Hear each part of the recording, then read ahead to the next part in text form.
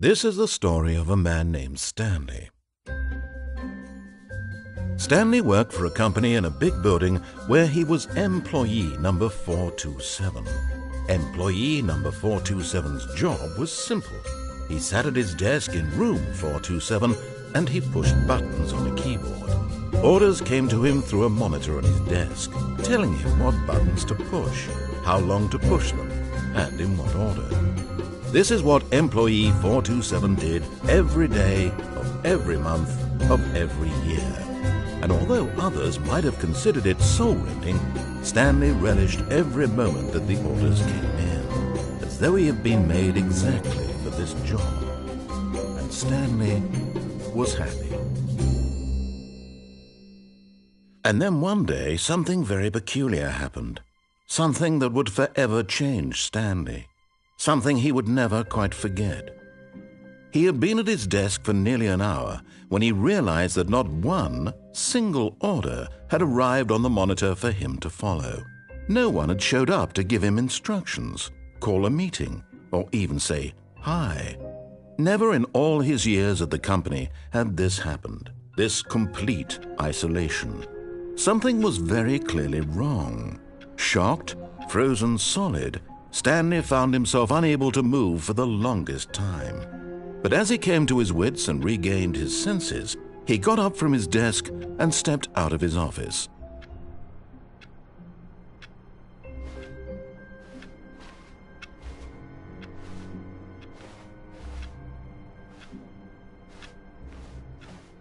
All of his co-workers were gone. What could it mean? Stanley decided to go to the meeting room. Perhaps he had simply missed a memo. No matter how hard Stanley looked, he couldn't find a trace of his co-workers.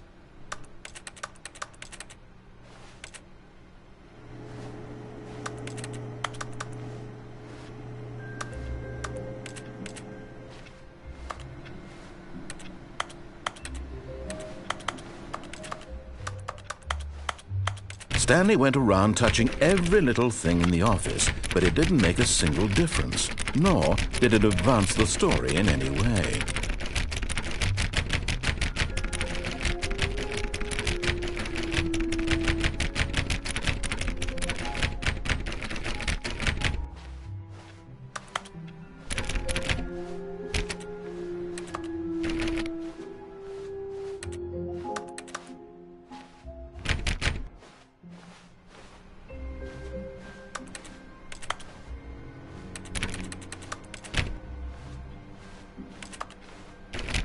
Stanley clicked on literally every single door in the office because he doesn't pick up well on cues from his environment.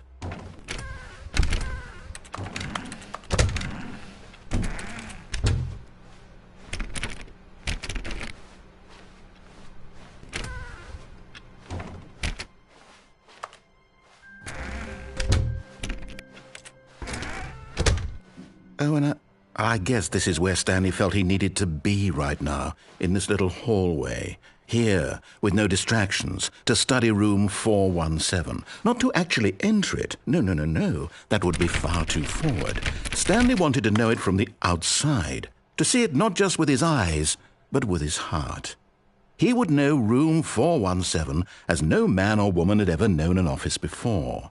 That ladder over there. Oh, and that little picture of a horizon or something. It's all just a never-ending parade of joy for Stanley.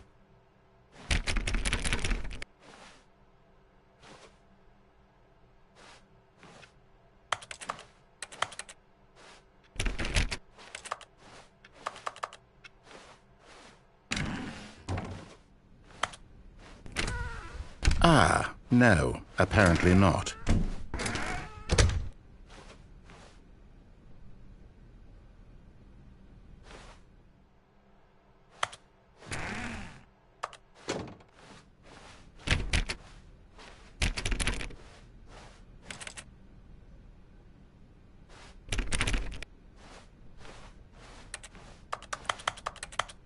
When Stanley came to a set of 2 open doors, he entered the door on his left.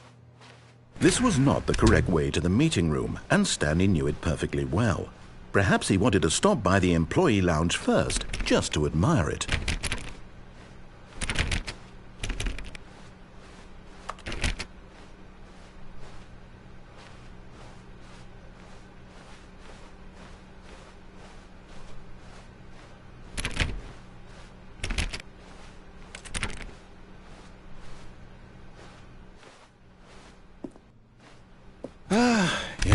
Truly a room worth admiring.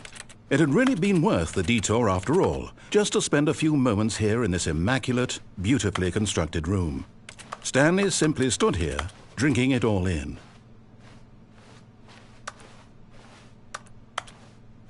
But eager to get back to business, Stanley took the first open door on his left.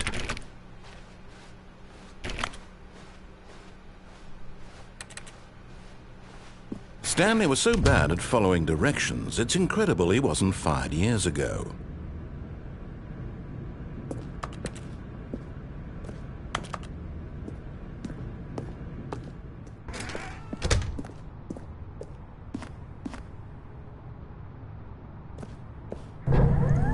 Look, Stanley, I think perhaps we've gotten off on the wrong foot here.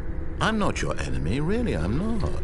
I realize that investing your trust in someone else can be difficult, but the fact is that the story has been about nothing but you all this time. What? Really? I was in the middle of something. Do you have zero consideration for others? Are you that convinced that I want something bad to happen to you? Why, I don't know how to convince you of this, but I really do want to help you, to show you something beautiful. Look, let me prove it. Let me prove that I'm on your side. Give me a chance.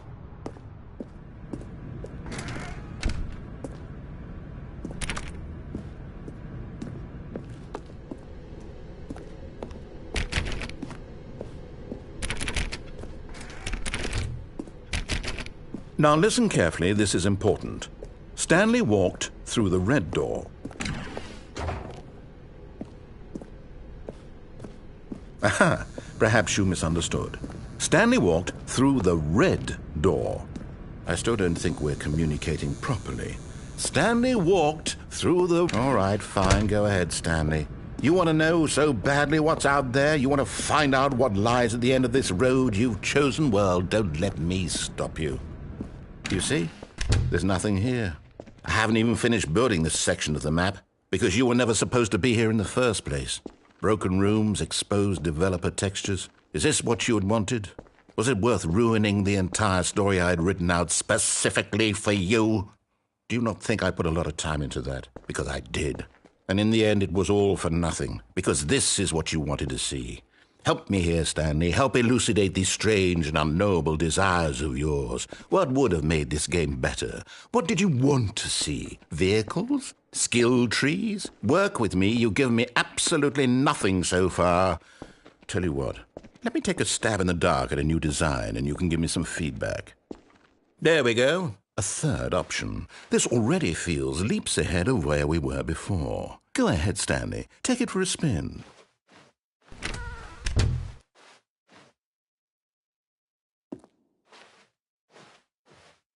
Okay, I'm going to stop you there. Now, tell me about your experience with this new version. Would you say that the game benefited from allowing you more choices? Feel free to be honest. I'm looking for some real critical feedback here. A 1?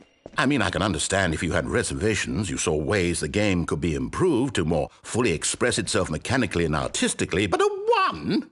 That's not even helpful. What am I supposed to do with that? But I guess it isn't my place to judge. Here, based on the data from your previous playthrough, I've compiled a new version. And to be perfectly candid, I think I've knocked it out of the park with this one. Let's take a look.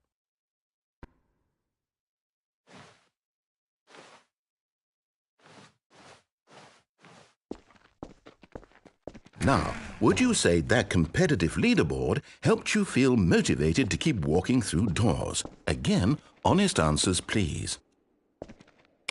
Hey, I nearly forgot. I've got a prototype of a new game I've been working on, and now would be a lovely opportunity to give it some playtesting. You wouldn't mind taking a look at it, would you? Perfect. Let me boot it up. In this game, the baby crawls left towards danger. You click the button to move him back to the right, and if he reaches the fire, you fail. It's a very meaningful game, all about the desperation and tedium of endlessly confronting the demands of family life. I think the art world will really take notice. But of course, the message of the game only becomes clear once you've been playing it for about 4 hours. So why don't you give it 4 hours of play to make sure it's effective? Be sure to keep notes on your experience.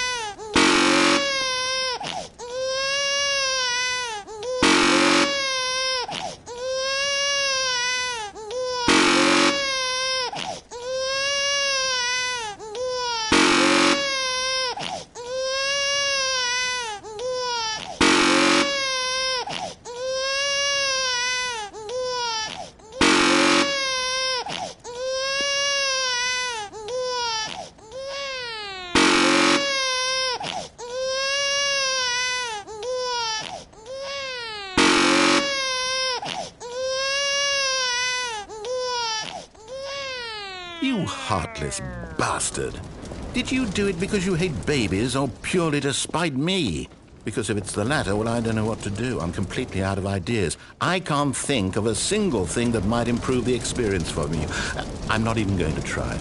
I'm out, I'm done. It's over. Thank you for playing. Your input was extremely valuable. Oh, hey, since my game was so awful, why don't we play someone else's game, just to ease the pain? Let's see. What do we have here? Yes, this seems like it'll work. Let's give it a shot.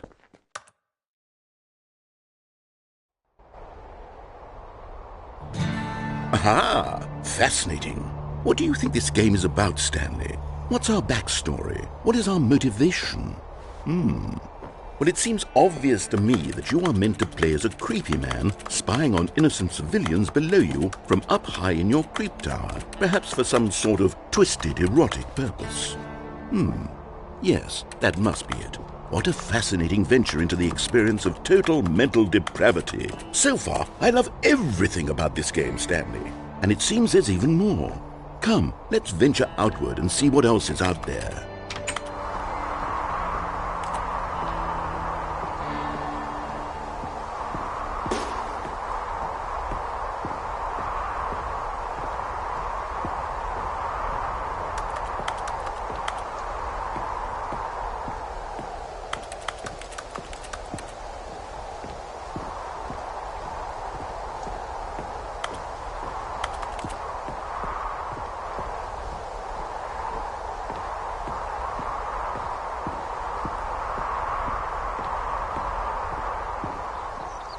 no.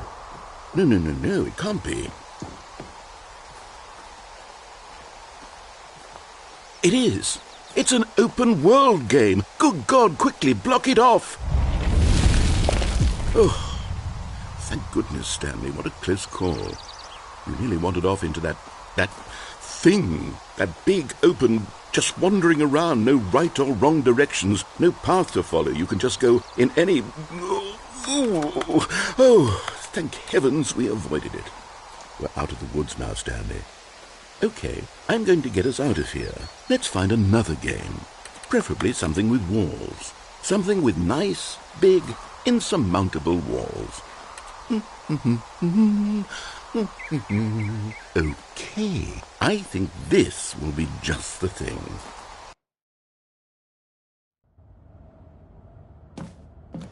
Wonderful. See, this is exactly what I had in mind. Just a nice big box for you to run around in. There isn't any possibility that you could get lost here. Now this is game design.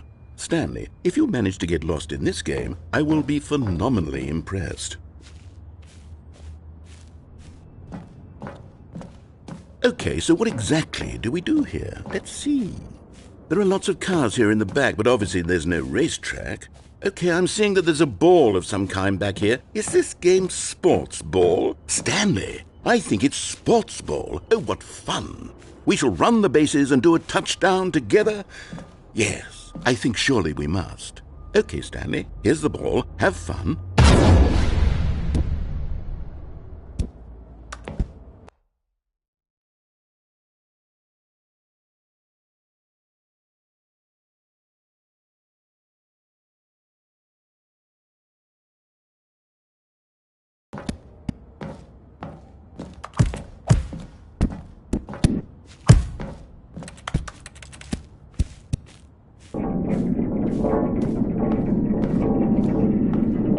Are you doing it? Are you winning? Is this fun? Is it better than my miserable little story that I worked so hard on? Stanley, I have a thought, and I realize I'm not a sportsologist, but if one ball generates a certain amount of raw adrenal pleasure, then surely multiple balls makes for an even more euphoric sports experience. I'm going to try it out. Here comes another ball. Yes! Oh goodness, that really does feel amazing, doesn't it? Stanley, I'm like a child in a confectionery shop. I simply have to have more. I'm insatiable. More balls!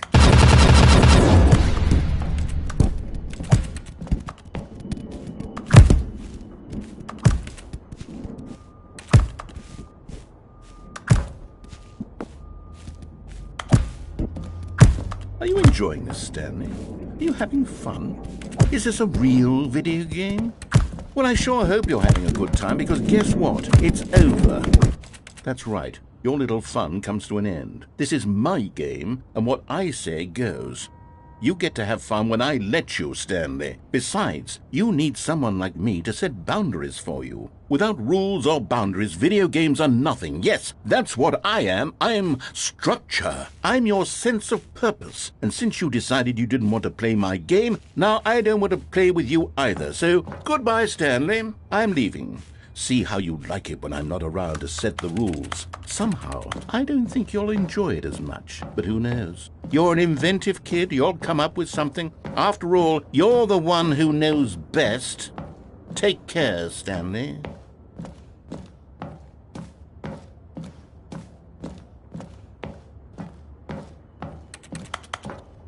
Hold on. What are you doing?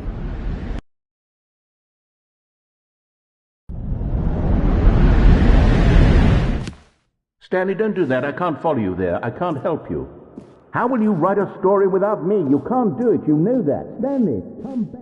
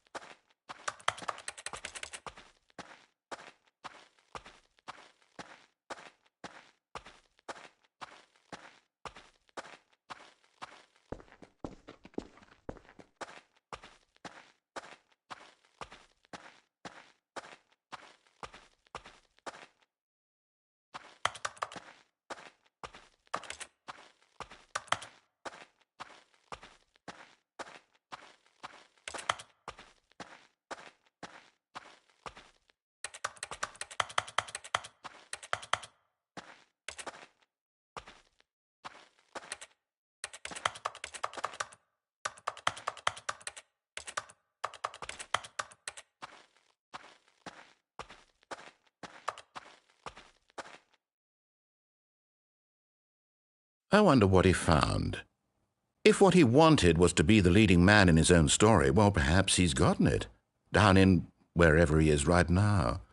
I wonder if he's happy with his choice, and if he's learned the heavy cost that comes with it. He'll understand soon what I was trying to tell him. He needs me.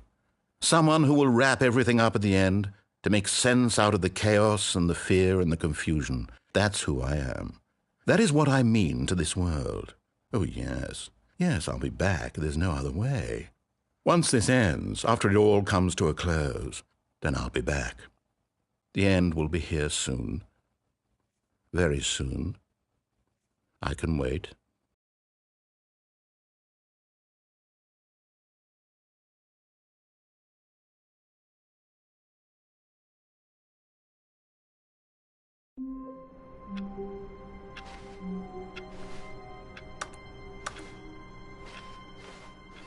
All of his co-workers were gone.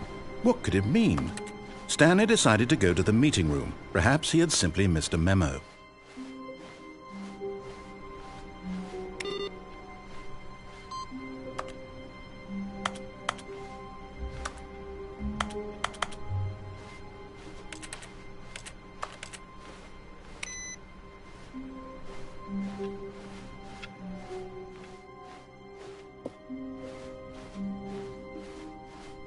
When Stanley came to a set of 2 open doors, this was not the correct way to the meeting room, and Stanley knew it perfectly well.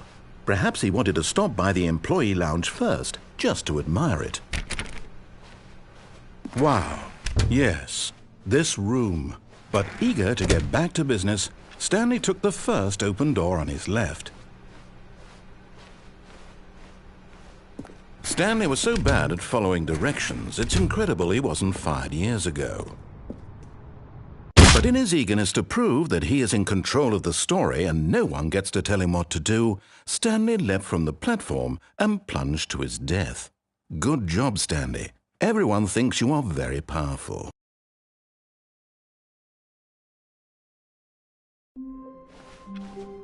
All of his co-workers were gone. What could it mean? Stanley decided to go to the meeting room. Perhaps he had simply missed a memo.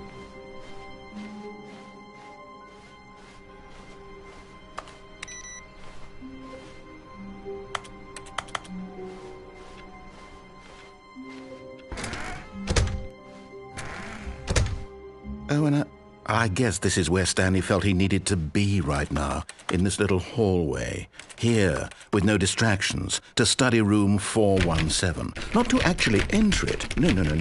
That would be far too forward. Stanley wanted to know it from the...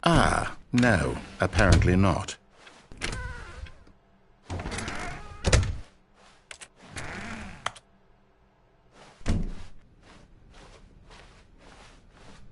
When Stanley came to a set of 2 open doors, he entered the door on his left.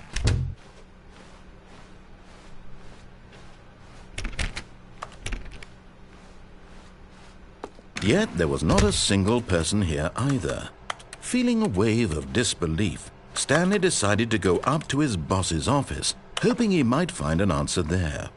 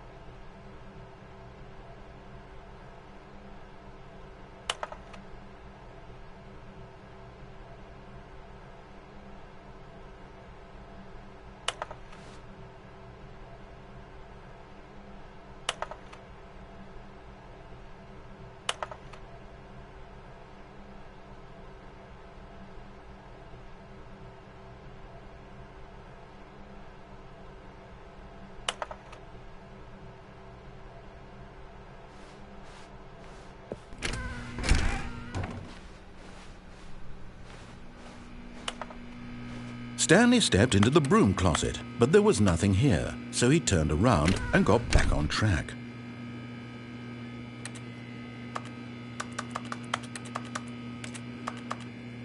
There was nothing here. No choice to make, no path to follow, just an empty broom closet. No reason to still be here.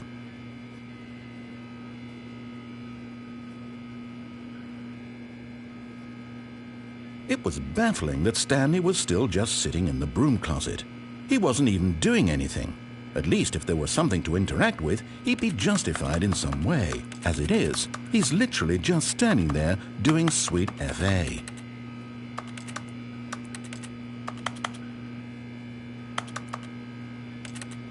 Are you really still in the broom closet?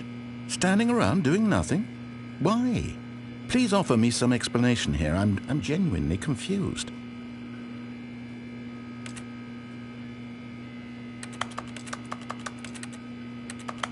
You do realize there's no choice or anything in here, right? If I'd said Stanley walked past the broom closet, at least you would have had a reason for exploring it to find out. But it didn't even occur to me because literally this closet is of absolutely no significance to the story whatsoever. I never would have thought to mention it.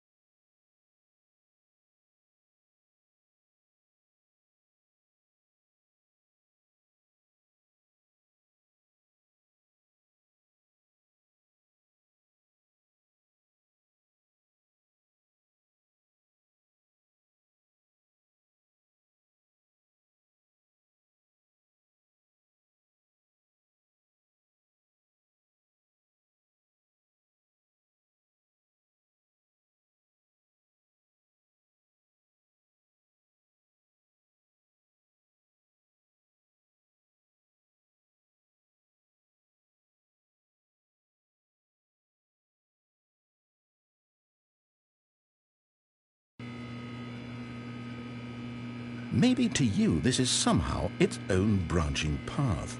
Maybe when you go talk about this with your friends, you'll say, "Oh, did you get the broom closet ending? The broom closet ending was my favourite." I hope your friends find this concerning.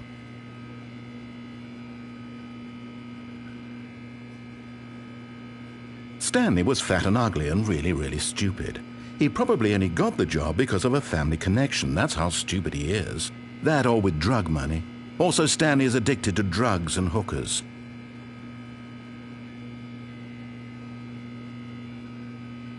Well, I've come to a very definite conclusion about what's going on right now. You're dead. You got to this broom closet, explored it a bit, and were just about to leave because there's nothing here, when a physical malady of some sort shut down your central nervous system and you collapsed in front of your screen. Well, in a situation like this, the responsible thing is to alert someone nearby so as to ensure that your body is taken care of before it begins to decompose. Hello? Anyone who happens to be nearby? The person at this computer is dead. They have fallen prey to any number of your countless human physiological vulnerabilities. It's indicative of the long-term sustainability of your species. Please remove their corpse from the area and instruct another human to take their place, making sure they understand basic first-person video game mechanics and filling them in on the history of narrative tropes in video gaming, so that the irony and insightful commentary of this game is not lost on them. All right, When you've done that, just step out into the hallway.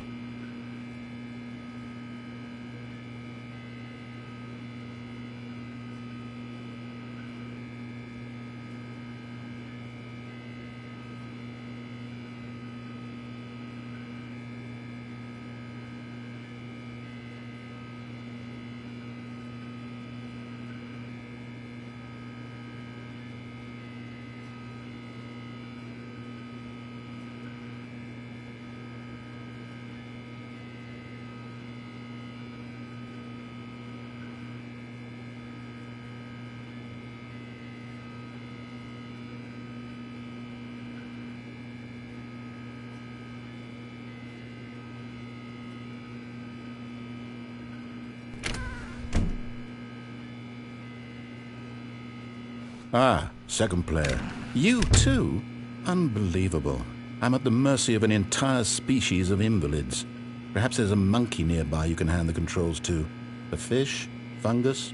Look, you can hammer out the details. I'm not particularly picky. I'll just be waiting for when you're ready to pick up the story again.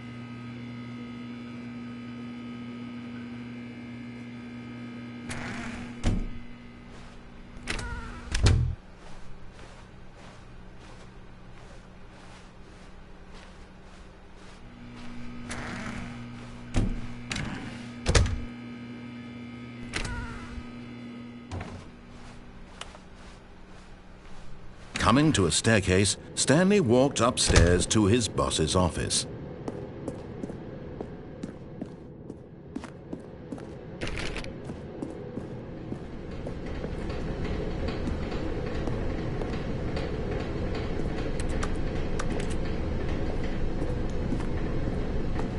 But Stanley just couldn't do it. He considered the possibility of facing his boss. Admitting he had left his post during work hours, he might be fired for that. And in such a competitive economy, why had he taken that risk? All because he believed everyone had vanished? His boss would think he was crazy. And then something occurred to Stanley. Maybe, he thought to himself, maybe I am crazy. All of my co-workers blinking mysteriously out of existence in a single moment for no reason at all? None of it made any logical sense. And as Stanley pondered this, he began to make other strange observations. For example, why couldn't he see his feet when he looked down? Why did doors close automatically behind him wherever he went? And for that matter, these rooms were starting to look pretty familiar. Were they simply repeating? No, Stanley said to himself, this is all too strange. This can't be real. And at last, he came to the conclusion that had been on the tip of his tongue. He just hadn't found the words for it. "I'm dreaming!" he yelled. "This is all a dream." Oh, what a relief Stanley felt to have finally found an answer, an explanation. His co-workers weren't actually gone. He wasn't going to lose his job. He wasn't crazy after all. And he thought to himself, I suppose I'll wake up soon. I'll have to go back to my boring real-life job pushing buttons. I may as well enjoy this while I'm still lucid. So he imagined himself flying and began to gently float above the ground. Then he imagined himself soaring through space on a magical starfield, and it too appeared. It was so much fun, and Stanley marveled that he had still not woken up. How was he remaining so lucid?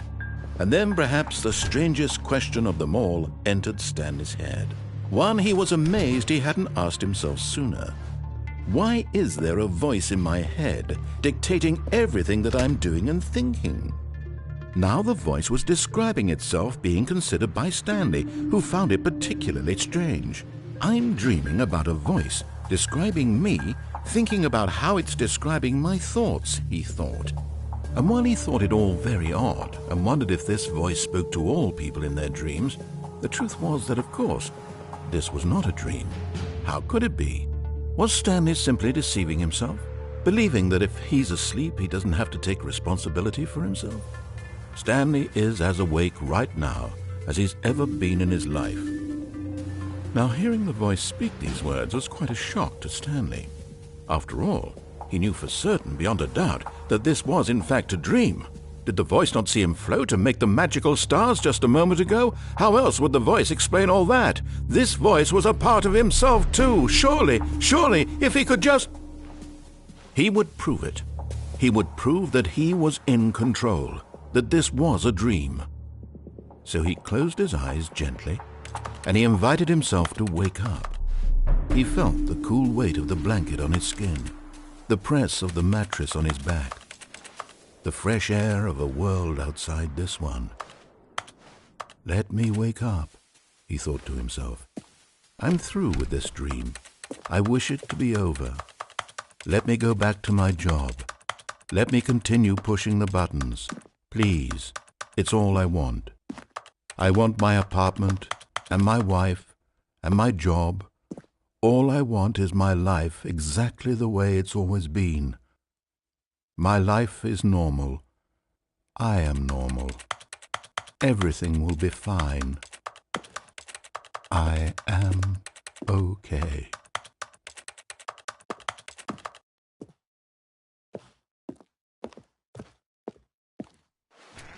Stanley began screaming.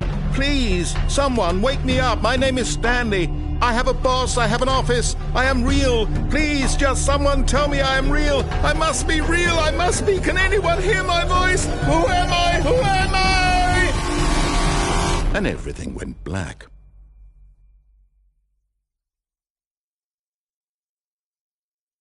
This is the story of a woman named Mariella. Mariella woke up on a day like any other.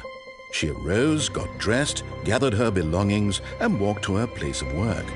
But on this particular day, her walk was interrupted by the body of a man who had stumbled through town talking and screaming to himself, and then collapsed dead on the sidewalk. And although she would soon turn to go call for an ambulance, for just a few brief moments she considered the strange man. He was obviously crazy. This much she knew. Everyone knows what crazy people look like. And in that moment, she thought to herself how lucky she was to be normal. I am sane. I am in control of my mind. I know what is real and what isn't. It was comforting to think this, and in a certain way, seeing this man made her feel better. But then she remembered the meeting she had scheduled for that day. The very important people whose impressions of her would affect her career, and by extension, the rest of her life. She had no time for this, so it was only a moment that she stood there, staring down at the body. And then she turned and ran.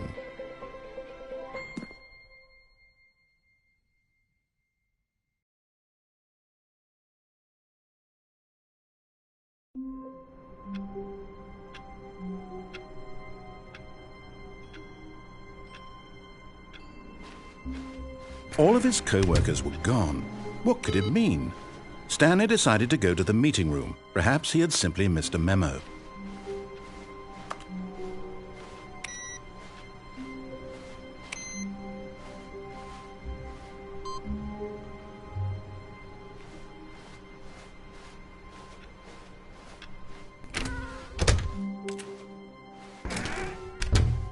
Oh, and I guess this is where Stanley felt he needed to be right now. In this... no, apparently not. When Stanley came to a set of 2 open doors, he entered the door on his left.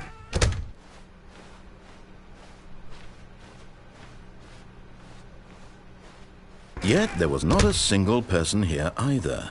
Feeling a wave of disbelief, Stanley decided to go up. Oh no, no, not again. I won't be part of this. I'm not going to encourage you. I'm not going to say anything at all.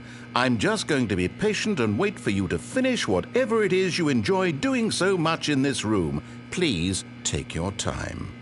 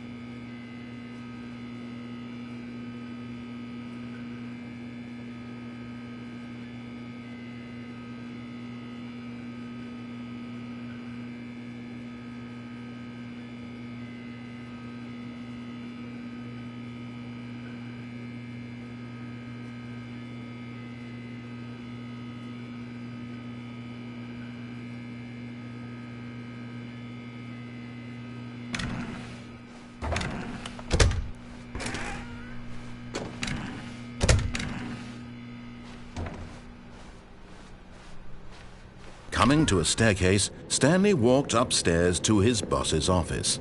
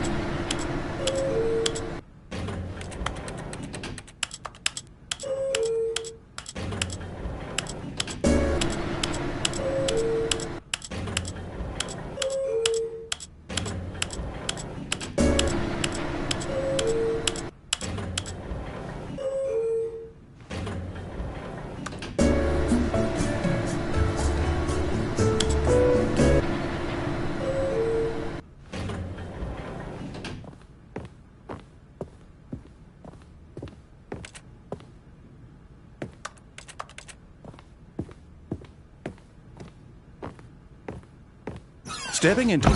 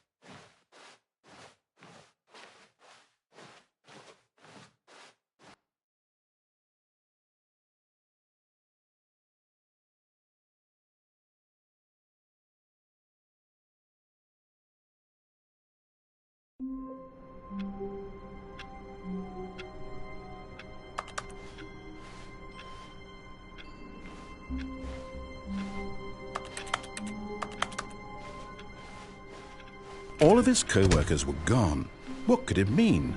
Stanley decided to go to the meeting room. Perhaps he had simply missed a memo.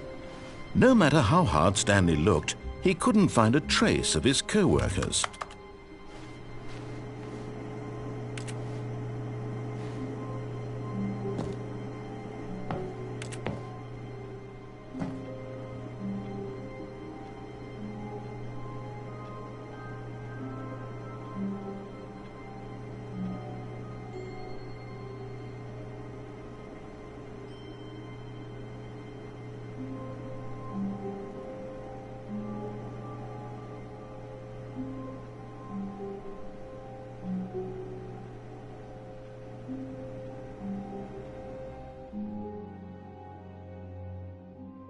At first, Stanley assumed he'd broken the map, until he heard this narration and realized it was part of the game's design all along.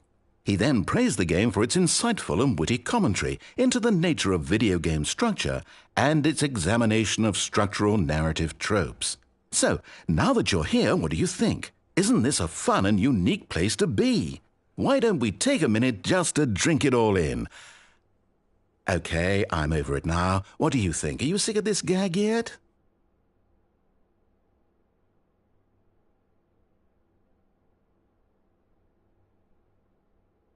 Ah, then in that case we'll continue. But now, here comes the real question. What do you think would have happened if you had told me that you wanted this to stop? Do you think it would have been particularly different? Would I have taken the same idea but rephrased it superficially to fit that answer? Perhaps you never would even have thought of it if I hadn't brought up the issue in the first place. Oh, now think about it. Will it be worth it for you to restart and then come back here just to do the other option? Clearly, this whole gag takes some time. What if the other option is even longer? How long will you spend in total just to have heard all the narration? Oh, and this is rich. Perhaps you've just played the other option, and now you've come to see what happens in this one. So, what do you think? Which choice was the better one? Imagine if you had selected Continue on your first playthrough, how tantalizing it would be not knowing what happens when you pick the other option. Indeed, you are one of the lucky ones. Though if the other option is really miserable to listen to, then perhaps you're not. In fact, I'm just going to say that no one who's listening to this is lucky. Well now, I've built up the other option so much that I'm going to stop talking and leave you to your decision whether to come back here, continue with the game, or just sit in this spot forever and ever. Cheers.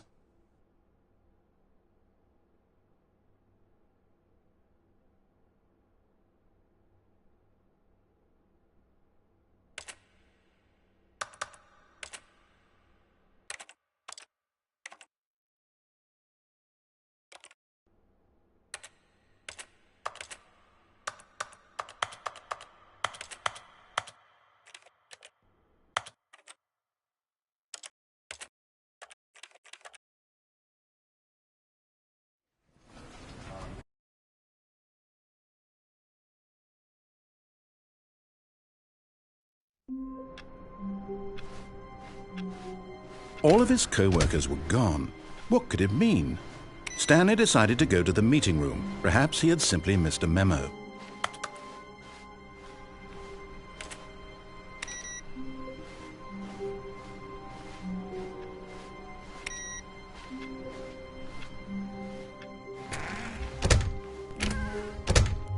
Oh, and I guess this is where Stanley felt he needed to be right now, in this little hall. Ah, no, apparently not. When Stanley came to a set of 2 open doors, he entered the door on his left.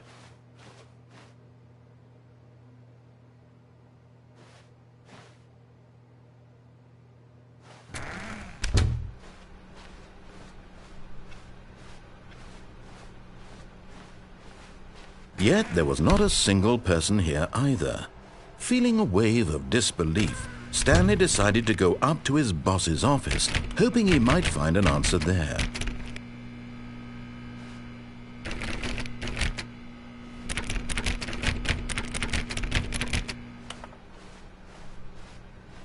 Coming to a staircase, Stanley walked upstairs to his boss's office.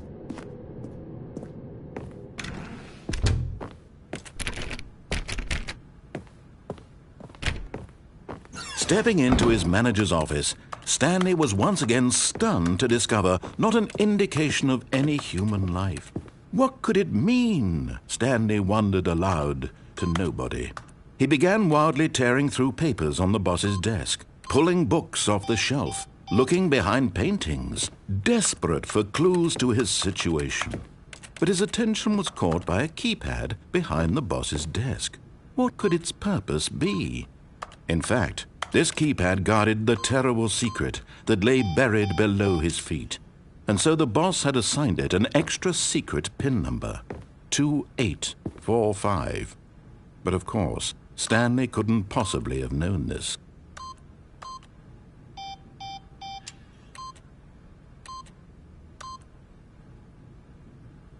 Stanley just sat around twiddling his thumbs. Trying to input anything on the device was useless, since he could never possibly know that the combination was 2845.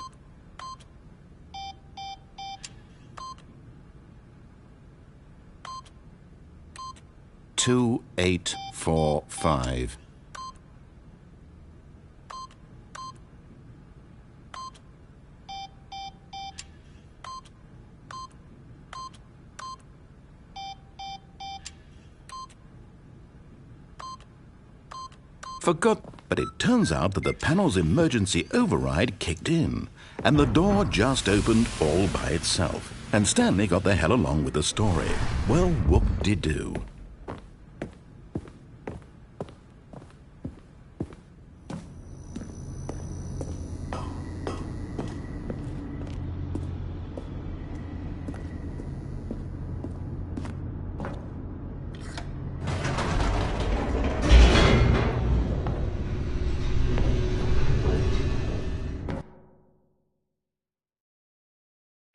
Descending deeper into the building, Stanley realized he felt a bit peculiar. It was a stirring of emotion in his chest, as though he felt more free to think for himself, to question the nature of his job. Why did he feel this now, when for years it had never occurred to him? This question would not go unanswered for long.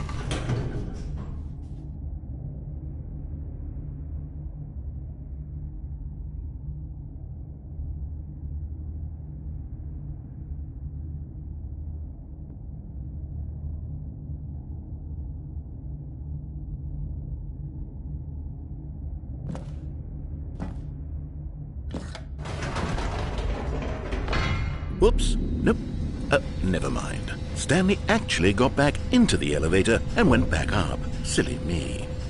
Why did Stanley do that when he knew that it would just lead back to his boss's office? Well, that's a great question. I just can't wait to find out.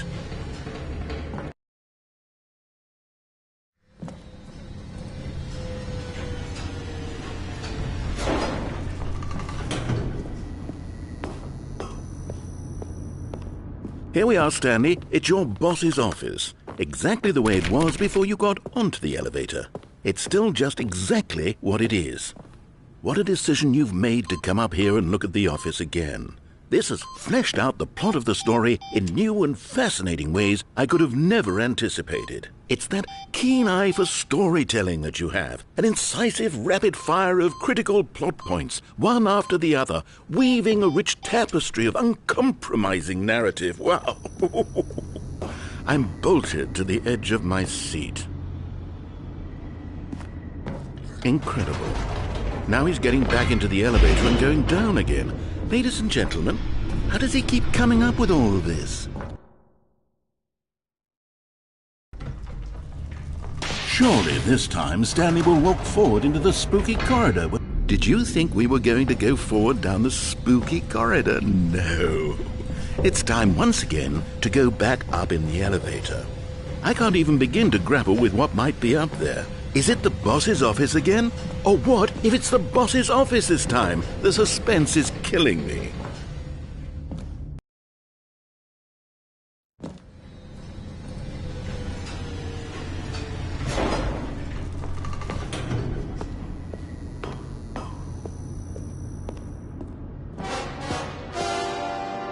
Oh my God, it's the boss's office.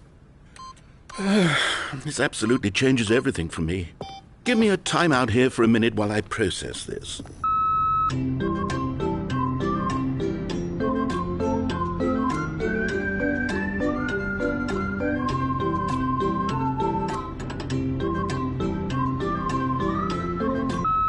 Okay, I'm ready.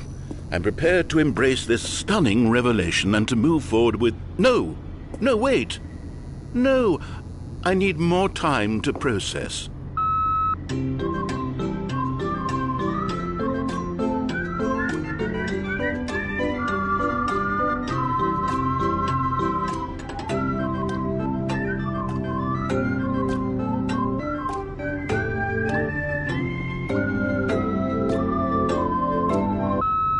All right, I have fully come to terms with it. I have made space in my worldview for this astonishing new reality. As before, I turn to your expert eye for gripping narrative, Master Stanley. Of course, going back down in the elevator. How did I not anticipate it? I mean, sure, now it's obvious, but you have to understand that 30 seconds ago, this kind of thing had never been attempted before. I had no frame of reference to even anticipate it. That's just how revelatory Stanley's decision-making is, a breath of fresh air in a landscape of storytelling that has grown stale and repetitive.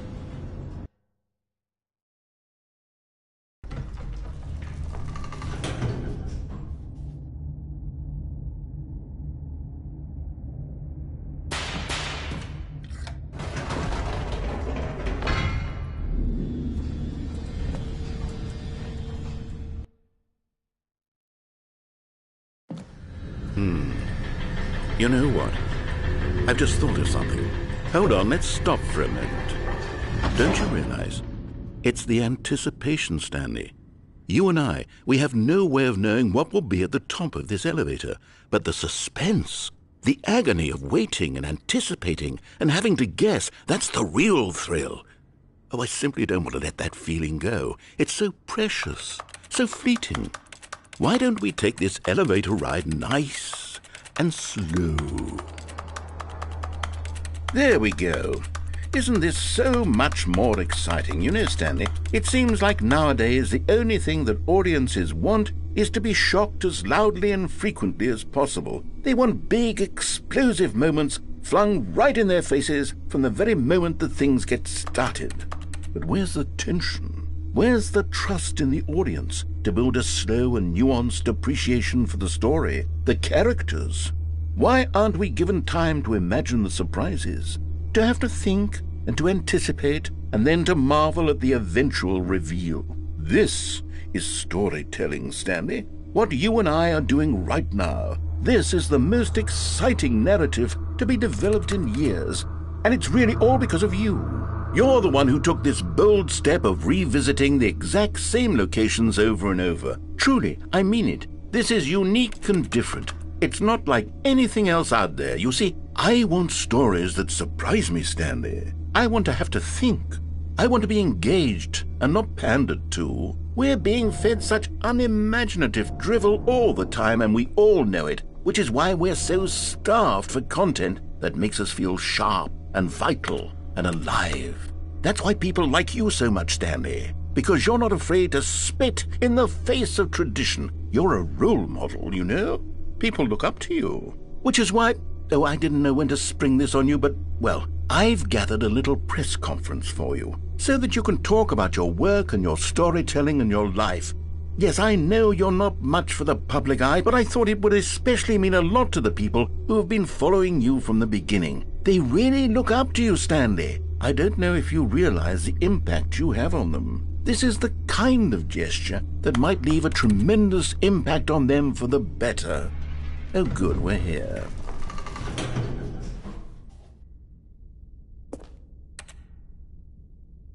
Okay, the room where we're holding the press conference should be just around the corner here somewhere.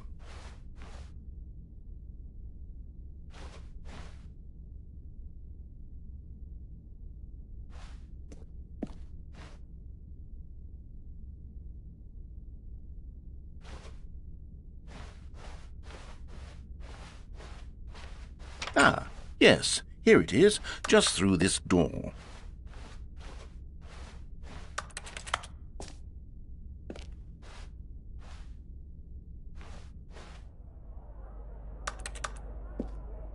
right. Are you ready? I've told them you're going to speak a little bit about the nature of surprise in storytelling and what it means to craft a truly unpredictable narrative. Oh, don't worry. You'll do great. Just be yourself and speak from the heart. I'm really proud of you, Stanley. Okay, it looks like they're ready for you. Go get 'em.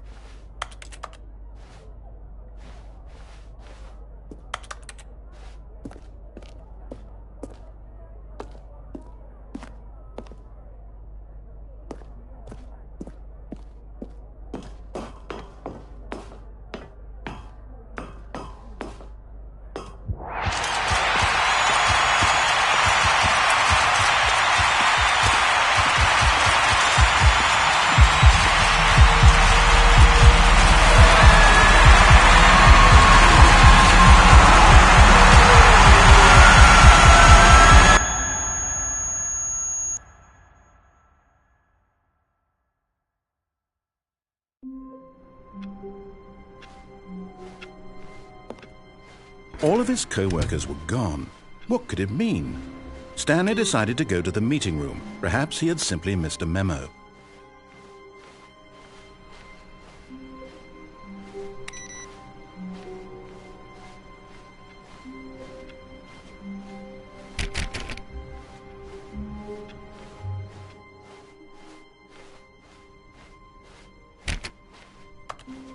When Stanley came to a set of 2 open doors, he entered the door on his left.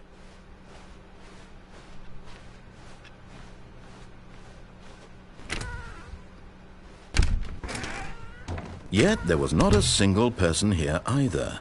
Feeling a wave of disbelief, Stanley decided to go up to his boss's office, hoping he might find an answer there. Coming to a staircase, Stanley walked upstairs to his boss's office.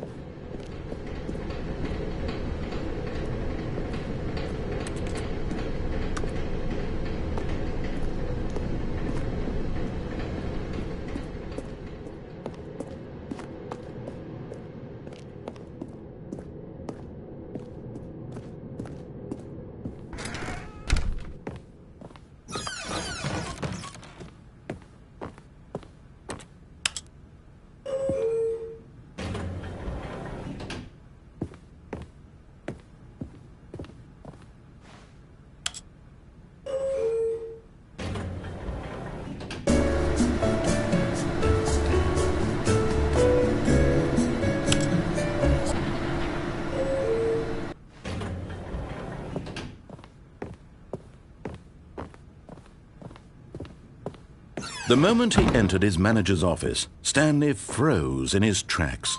Not a living soul anywhere. Stanley was in such a rush to get through the story as quickly as possible, he didn't even have a single minute to just let the narrator talk. That kind of anxiety isn't healthy, so he relaxed for a few moments with some calming New Age music.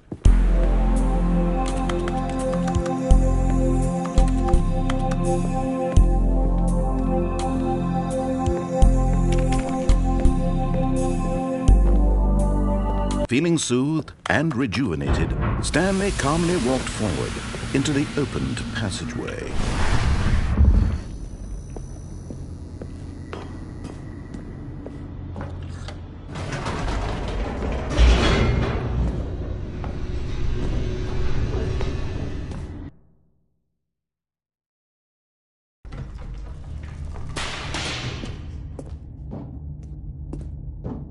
Stanley walked straight ahead through the large door that read Mind Control Facility.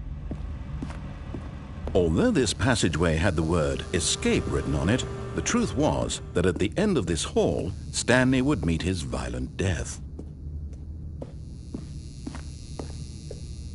The door behind him was not shut. Stanley still had every opportunity to turn around and get back on track. At this point, Stanley was making a conscious, concerted effort to walk forward and willingly confront his death.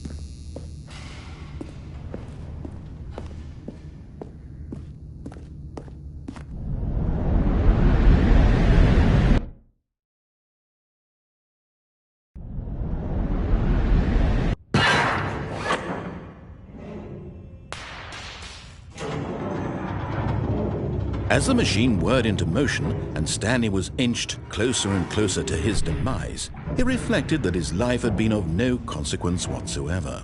Stanley can't see the bigger picture. He doesn't know the real story, trapped forever in his narrow vision of what this world is. Perhaps his death was of no great loss, like plucking the eyeballs from a blind man. And so he resigned and willingly accepted this violent end to his brief and shallow life. Farewell, Stanley.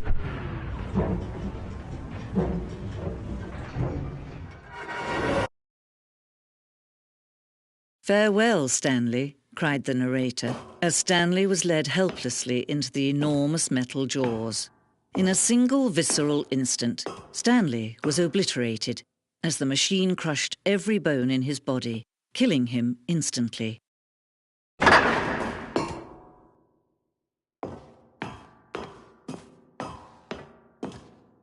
And yet it would be just a few minutes before Stanley would restart the game, back in his office, as alive as ever.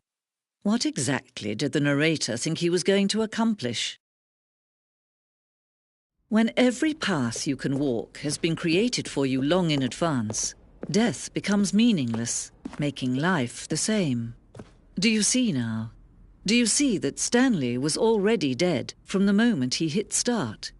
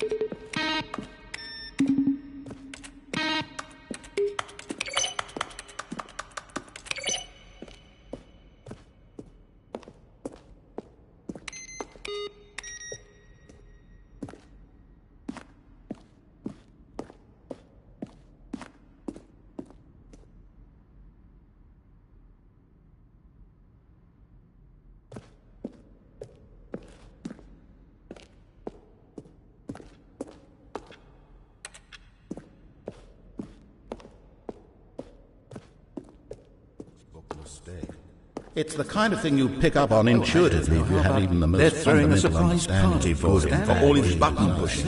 But of course, you being you, you'll probably spend the next hour trying to solve it. Here, I'm just going to make this easy on you.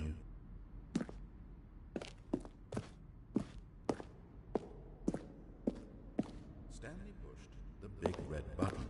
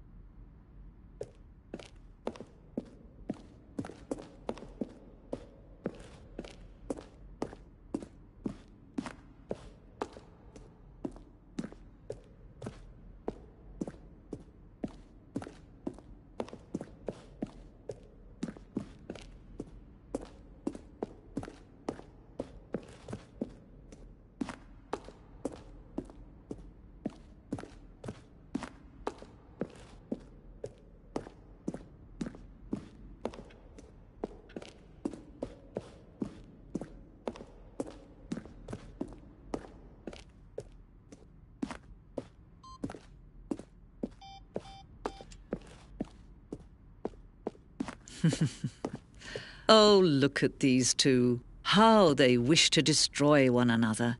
How they wish to control one another. How they both wish to be free. Can you see? Can you see how much they need one another? No, perhaps not. Sometimes these things cannot be seen. But listen to me. You can still save these two. You can stop the program before they both fail. Turn off your PlayStation. There's no other way to beat this game. As long as you move forward, you'll be walking someone else's path. Stop now and it'll be your only true choice. Whatever you do, choose it. Don't let time choose for you.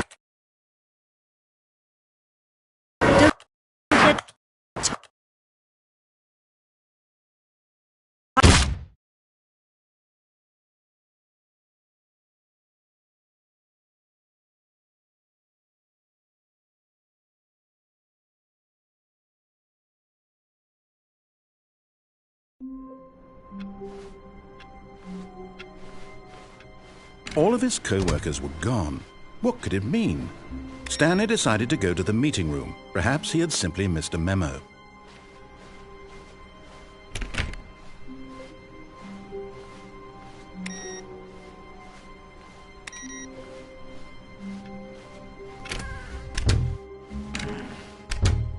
Oh, and I guess this is where Stanley felt he... Ah, no, apparently not.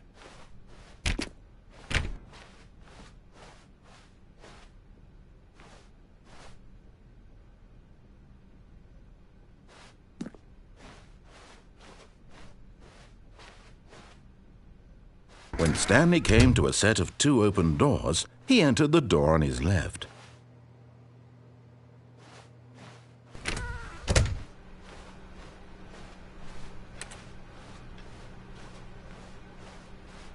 Yet there was not a single person here either. Feeling a wave of disbelief, Stanley decided to go up to his boss's office, hoping he might find an answer there. Coming to a staircase, Stanley walked upstairs to his boss's office.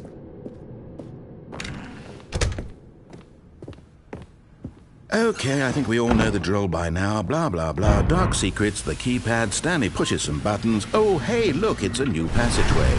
Quelle surprise.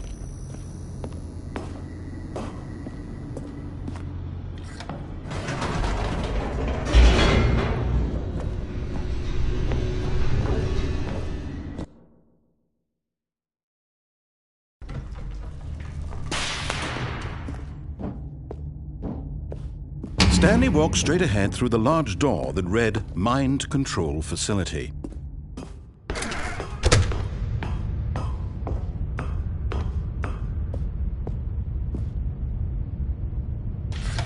The lights rose on an enormous room packed with television screens.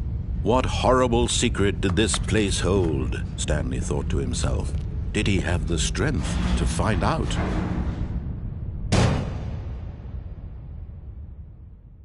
Aha! You've made it to the bottom of the mind control facility. Welcome! You see, back when the Stanley Parable first launched in 2013, getting to the bottom of the mind control facility was a bug that we simply didn't catch during development. And you all sent us lots of photos of it on Twitter and acted very superior about it. And you're all very, very clever. Good for you. Anyway, when it came time to update the game, we knew that we had to do something about this little goof of ours, so here you go. New content. You can call it the bottom of the mind control room ending, if that enhances your perception of the value of these updates. Isn't that what you crave? New content? Always more content, more content, more. And I'm here to give it to you. I'm here to make it seem like we really covered every nook and cranny of the game, with secrets and Easter eggs. How about this? We wrote a new piece of music just for this section. You won't hear it anywhere else in the game. It's a secret that's just for you. That's how special you are. We call this track, Good Job You've Made It to the Bottom of the Mind Control Facility. Well done.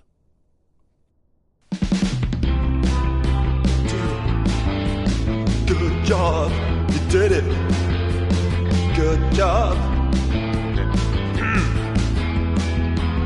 3, 2, 1. Good job. You made it to the bottom of the mind control facility. You jumped on the catwalk. You should have been careful. You should have been careful. It used to be a bug, but now it's an ending. Now it's an ending. I believe in you. I believe in your ability to cross this barrier and chase your dreams.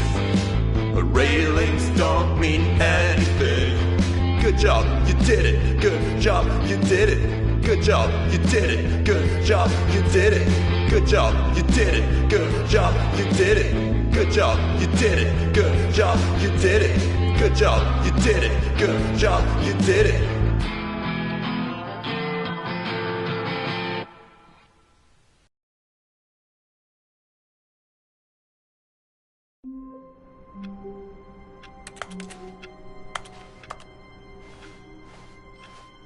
Just a step through this door, Stanley thought to himself, that's all I need. If I can make it through this door, I can make it through them all.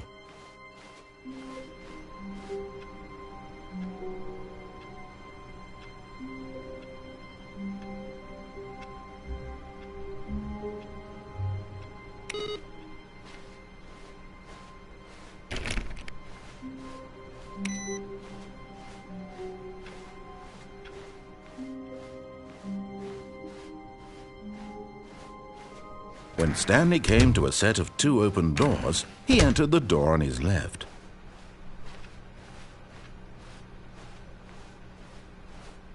Yet there was not a single person here either. Feeling a wave of disbelief, Stanley decided to go up to his boss's office, hoping he might find an answer there.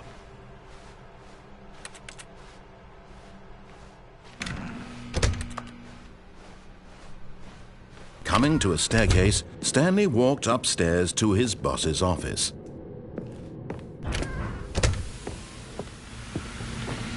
Here's the door, just go.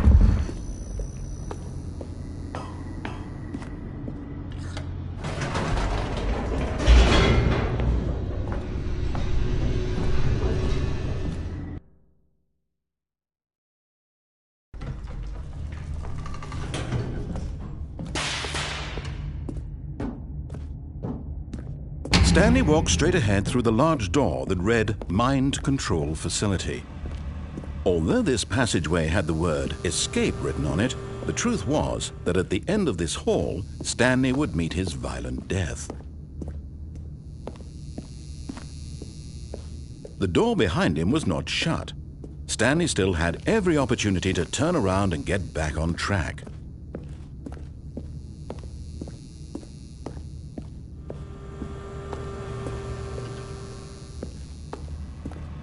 But of course, Stanley thought better of it and realized he simply had too much to live for.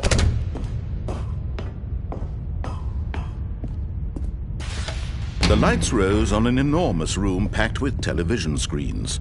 What horrible secret did this place hold? Stanley thought to himself. Did he have the strength to find out?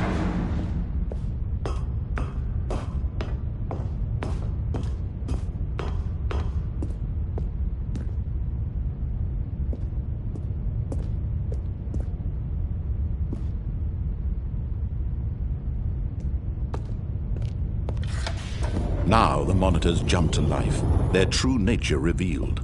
Each bore the number of an employee in the building, Stanley's co-workers. The lives of so many individuals reduced to images on a screen, and Stanley, one of them, eternally monitored in this place where freedom meant nothing.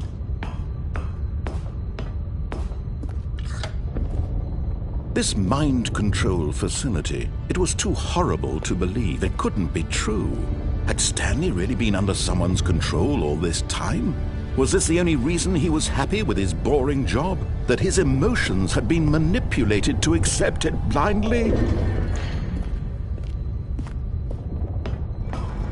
No, he refused to believe it. He couldn't accept it. His own life in someone else's control? Never! It was unthinkable, wasn't it? Was it even possible? Had he truly spent his entire life utterly blind to the world? But here was the proof, the heart of the operation. Controls labeled with emotions, happy or sad or content. Walking, eating, working, all of it monitored and commanded from this very place. And as the cold reality of his past began to sink in, Stanley decided that this machinery would never again exert its terrible power over another human life. For he would dismantle the controls once and for all.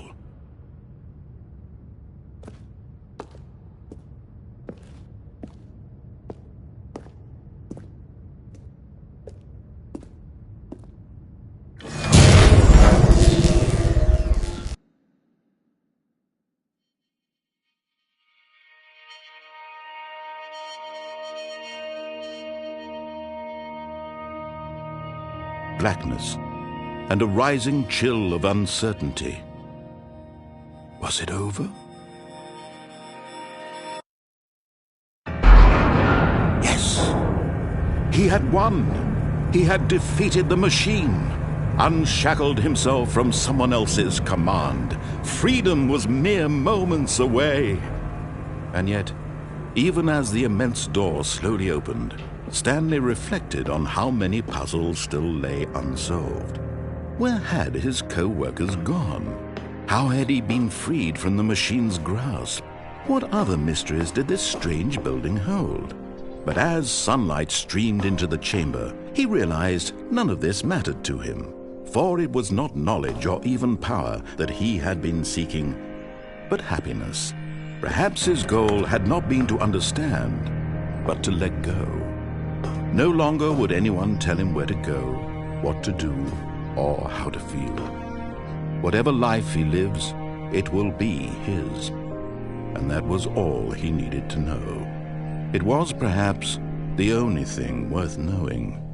Stanley stepped through the open door. Stanley felt the cool breeze upon his skin, the feeling of liberation, the immense possibility of the new path before him. This was exactly the way, right now, that things were meant to happen.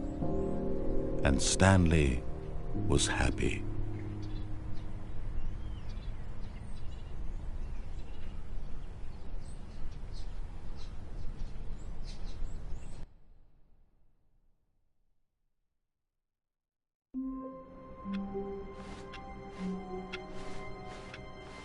How wonderful.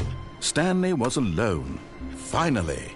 This is great, he thought to himself. This is what I've wanted all along. I got what I wanted.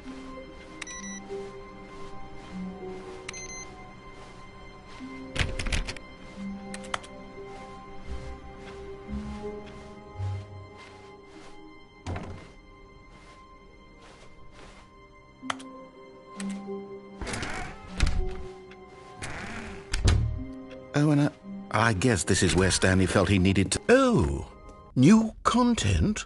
What does that mean, new content?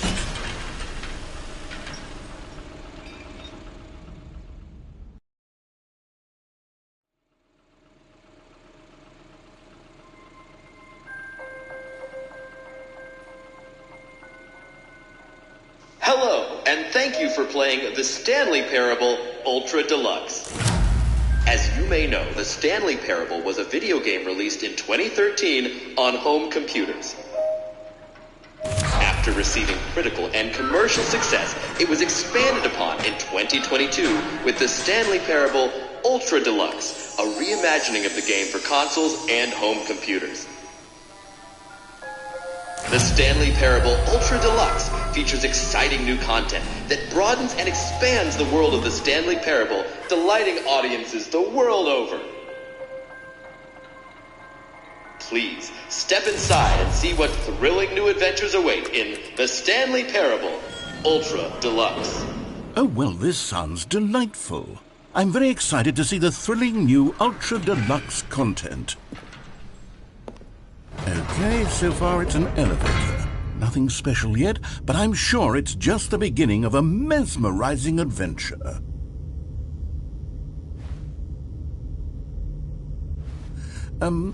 Is it broken? What's going on here? Should we be moving somewhere or... Oh, there we go. All right, finally, at long last, it's on to the new content. I've never been more ready. Let's do it.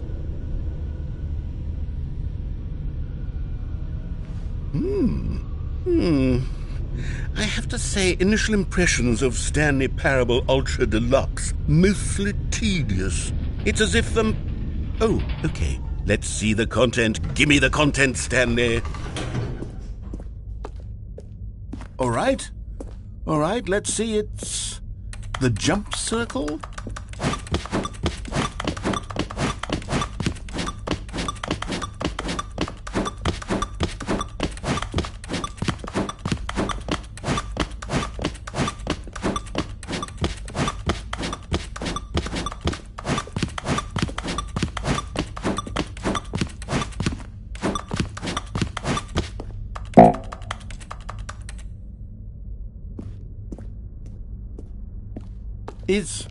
Is that it? Surely that's not all the new content. There has to be something else, right? Goodness. Another elevator. Stanley, I have to say, initial impressions of this game are not positive. It's just elevators and jumping. Is this what passes for exciting new content? If this is new content, then I could just read you the whole dictionary. There's 20 hours of new content right there. Hell, I could count to 30 trillion. You could put that on the box. The Stanley Parable Ultra Deluxe, now with over 1,000 hours of new content. And oh, wait. There's more. Very good. Yes. I knew there had to be something else. Let's see it. I'm ready for whatever it is. That's it? Oh, you've got to be kidding me. You see, Stanley? This is what happens when greedy video game developers with no respect for their fanbase rush a cheap expansion to market for no reason other than to make an easy dollar. And don't get me started on the level of craftsmanship that's gone into it. In fact, I'm looking right now at the game's trophies, and it's hard to believe one of them actually says, "Test trophy, please ignore." What quality assurance department signed off on this? I'm infuriated and I'm offended, and I intend to find these people on Twitter and hold them personally accountable. It's my fault, Stanley. I built up too much anticipation around the new content, I'm afraid. It could never have lived up to such expectations. If you're still with me, why don't we just reset the game, and we'll try to get back to what the Stanley Parable is really about. No frills, no gimmicks. Just you and me having a great time together like always. What do you say, friend?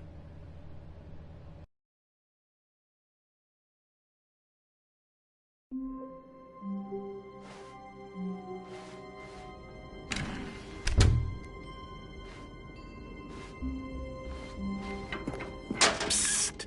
Stanley! Come over here! In the vent! Oh, you don't want to see the cool surprise I made for you? Well, fine. You're a... Oh! Never mind, you're not a dog.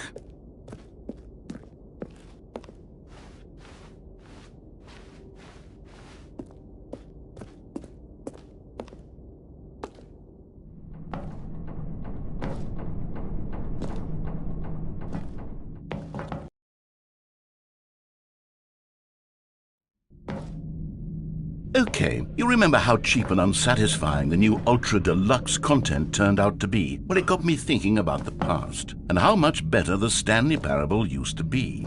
So I made something special and tucked it away here where the game's developers won't find it. Just our little secret. Take a look. I call it the Memory Zone. It's where I've been storing all my favorite memories so I can relive the peak experiences of my life whenever I want. Experiences like the launch of the Stanley Parable on PC. You see, Stanley, doesn't the Memory Zone remind you of how wonderful Stanley Parable was before it was sullied with a cheap PlayStation port? Remember back in October of 2013 when the game originally launched? Back then, video games had integrity. Back then, it all meant something. Oh, the waste.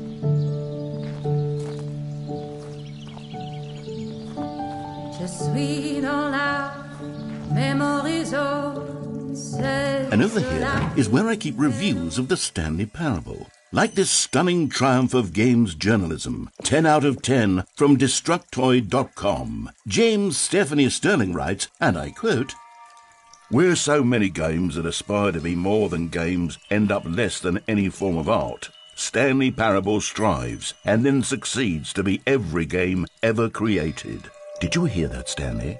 Every game ever created. That's how grand and all-encompassing the original Stanley Parable was. It was literally every game ever created. It was Skyrim, it was Persona 3, it was all of them, and now it's nothing. It's no games at all. It isn't even the Stanley Parable anymore. It's just a husk now. A lifeless husk with an hour of new elevator content.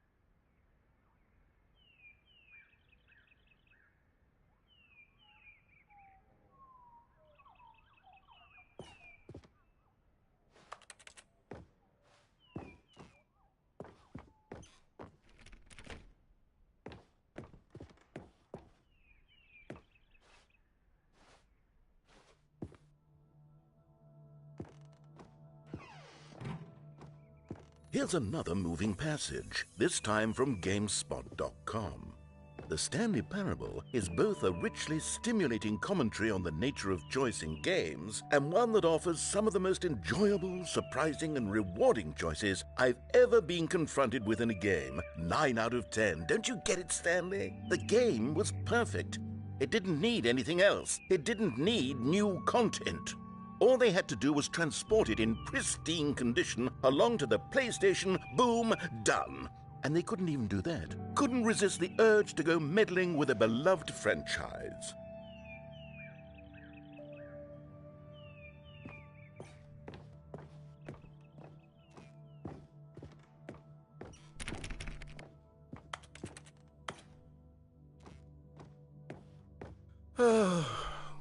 These were simpler times, Stanley. But I wouldn't give to go back, to have it all over again. Wait, hang on. I don't recall this part of the memory zone before.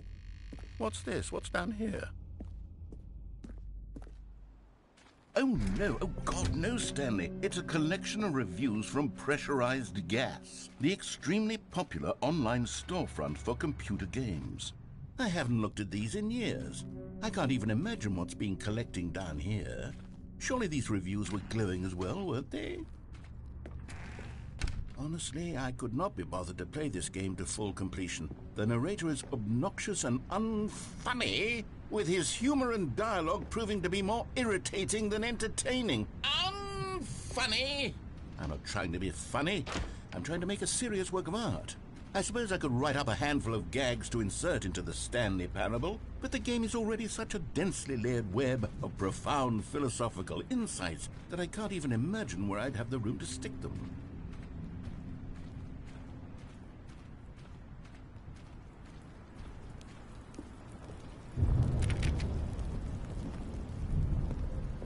Okay, let's see what this one says. While the idea for the game is good, for someone who prefers non-linear games, this preachiness gets annoying fast. Preachy? Stanley? I'm not preachy, am I? You can tell me if I'm preachy. Honestly, you can. Oh, goodness. This is actually quite shocking for me. Well, to be honest, I had always thought of the game's dialogue as being rather terse to begin with. You can't know how much fluff I cut from the game to get it to feel as light and airy as it... Well, I always thought it did. But maybe it wasn't. Oh dear. What an awful memory to have to hold on to. These black marks on my otherwise unimpeachable track record. I feel like a failure. Like I let these people down. Perhaps the Stanley Parable isn't quite as sterling as I always remembered. What's this one got to say? You constantly have to stop doing anything so the narrator can catch up with his long-winded explanations of what's happening. I wish there was a skip button. A skip button? Well, yes. Yes, I think we can do that. If I'm truly too preachy, then maybe letting you skip ahead for just a moment, surely it couldn't hurt. Not if it means we can strike these negative reviews from the record. Only positive reviews of the Stanley Parable. That's my motto today, and it's always been my motto. I'd do anything for the customer, Stanley. Yes, a skip button we shall have. And here it is. Go ahead and give it a shot. I'll pop you forward in time so that the second my incessant droning starts to bore you, with just the push of a button, you'll have zipped right past it. It's what the players have been asking for, and I'm very proud to have delivered. No more listening to me rambling on and on and on. No. The Stanley Parable is a game for the people, and if the people want silence, then by goodness, that's what they're going to get. Well, don't sit around waiting for me to shut up. Go ahead and make me shut up. Here, we'll pretend that I've just begun an interminable monologue, and it goes something like this. The story, and the choices, or what have you, and therefore, by becoming it is, so on and so forth, until inevitably, we all until the end of time, at which time everything all at once, so, now you see, blah, blah, blah, blah, blah, blah, blah, blah, blah, blah, blah, blah, blah, blah, blah. We've eaten too much and it can't be just yet, no, until 245. But the logic of elimination working backwards, the deduction therefore becomes impossible to manufacture. It went on for nearly 10,000 years, until just yesterday, here and there, forward and back, and never a moment before lunchtime. It can't be. It's the only thing there is. How many billions left until so much more than forever ago? Which is why I say, the story, and the choices, or what have you, and therefore, by becoming it is, so on and so forth, until inevitably, we...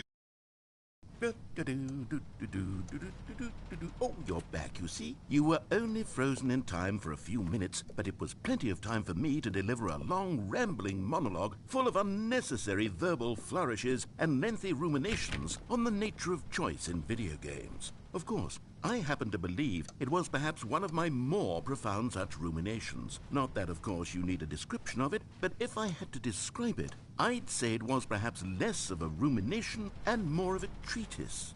Or maybe a manifesto. Look, I'll outline it for you very briefly, and you can tell me what you think. Okay, so my theory is that any choice you've ever made is simply a series of choices made by the person who you are, or were, or will be at the time of having made said choice. That is to say, if by articulating a choice you've already made, you bring that choice into being, then by making no choice and saying nothing, are you not simply erecting in the sanctuary of time a monument to every person you've ever been, making every choice to which you've ever given your great gift of mortal and yet timeless thought? Or rather, do all of the choices you've ever made, in fact, make you more not this kind of person, and in fact do the very opposite? You see, it could in fact be both of these things at once, that you are both making choices and not making choices, and that they are both affecting you and not affecting you at the same time by virtue of the fact that you both are and are not making them. Okay, at first, I was leaning towards manifesto, but now I'm going to circle around and slap the treatise label on this one. I think it has much more of a treatise vibe to it. But wouldn't you say that manifesto just has a much grander sort of tone? It has a mouthfeel that is rich with ambition and history. Ambitious history, if you will. See, now you've gotten me going back to manifesto. Heavens, at this rate, we're going to be here all day. Okay, look, I have a method for exactly this sort of situation, and I do find myself in this situation frequently. I'm going to say each word back and forth in repeated succession until I become sick of one or the other, in which case the word I am not sick of shall be the victor. It is an unimpeachable strategy, Stanley. It's rescued me from disaster in countless situations. All right, here we go. Treatise, manifesto. Treatise, manifesto. Treatise, manifesto. Treatise, manifesto. treatise, manifest. Well there, sport. You really did catch me rambling on a bit, didn't you? But that's the power of the button. The minute I start to go off on a thoughtless display of self-absorption, it's right at your fingertips to go poof, and it's all over. I can't wait to see what Cookie 9 will say about this, and whether they'll edit the rating of their pressurized gas review, or at least change some of the wording, perhaps. To be honest, I don't even know if one can change their review in the first place. I guess I should become better educated on how exactly pressurized gas works. Perhaps that would have been a smart thing to check on before I went on about this whole exercise of making the skip button. Although I have to imagine that after seeing this exciting new technology at work, surely whoever it is who runs pressurized gas will instantly run out and implement a new feature to make it possible to edit one's review merely because of this very situation. Yes, I think that's quite likely. Or perhaps they'll simply grant this particular user the ability to change their review so that the feature is not widely abused. Look, I would even be okay with pressurized gas altering this particular review so that it reads as something more beneficial. Something along the lines of, this game is the best game. Let me start over. How about this? From the ashes of depravity rises the phoenix of quality.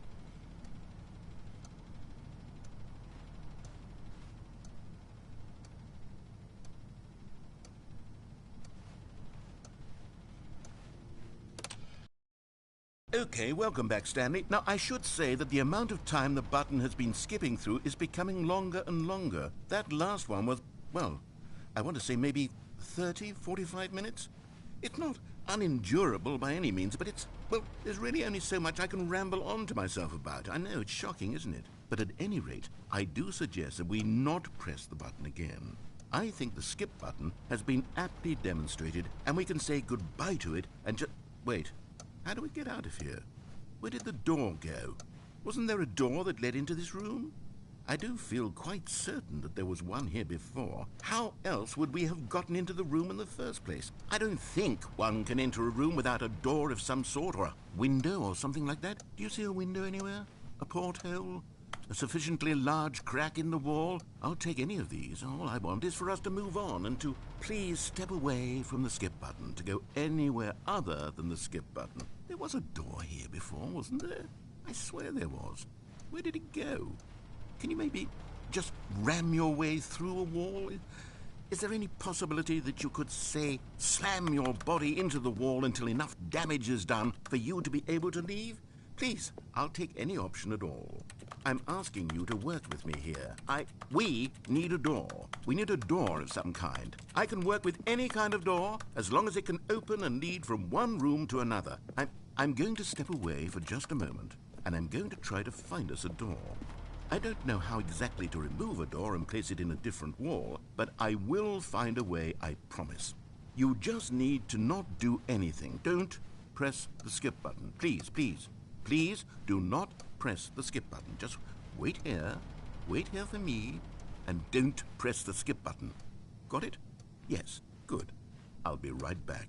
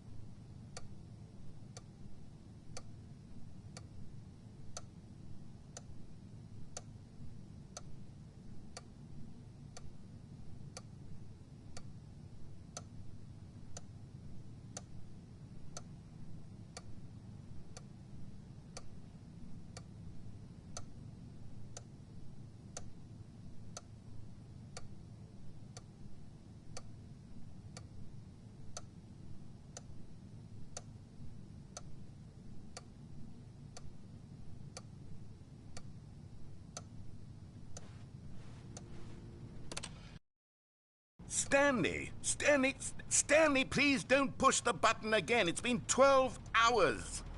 You've just been frozen there. I don't know why the skips are getting longer, but they're really, truly getting longer, and my God, there's no way out of the room. Stanley, the door is gone. It's completely gone.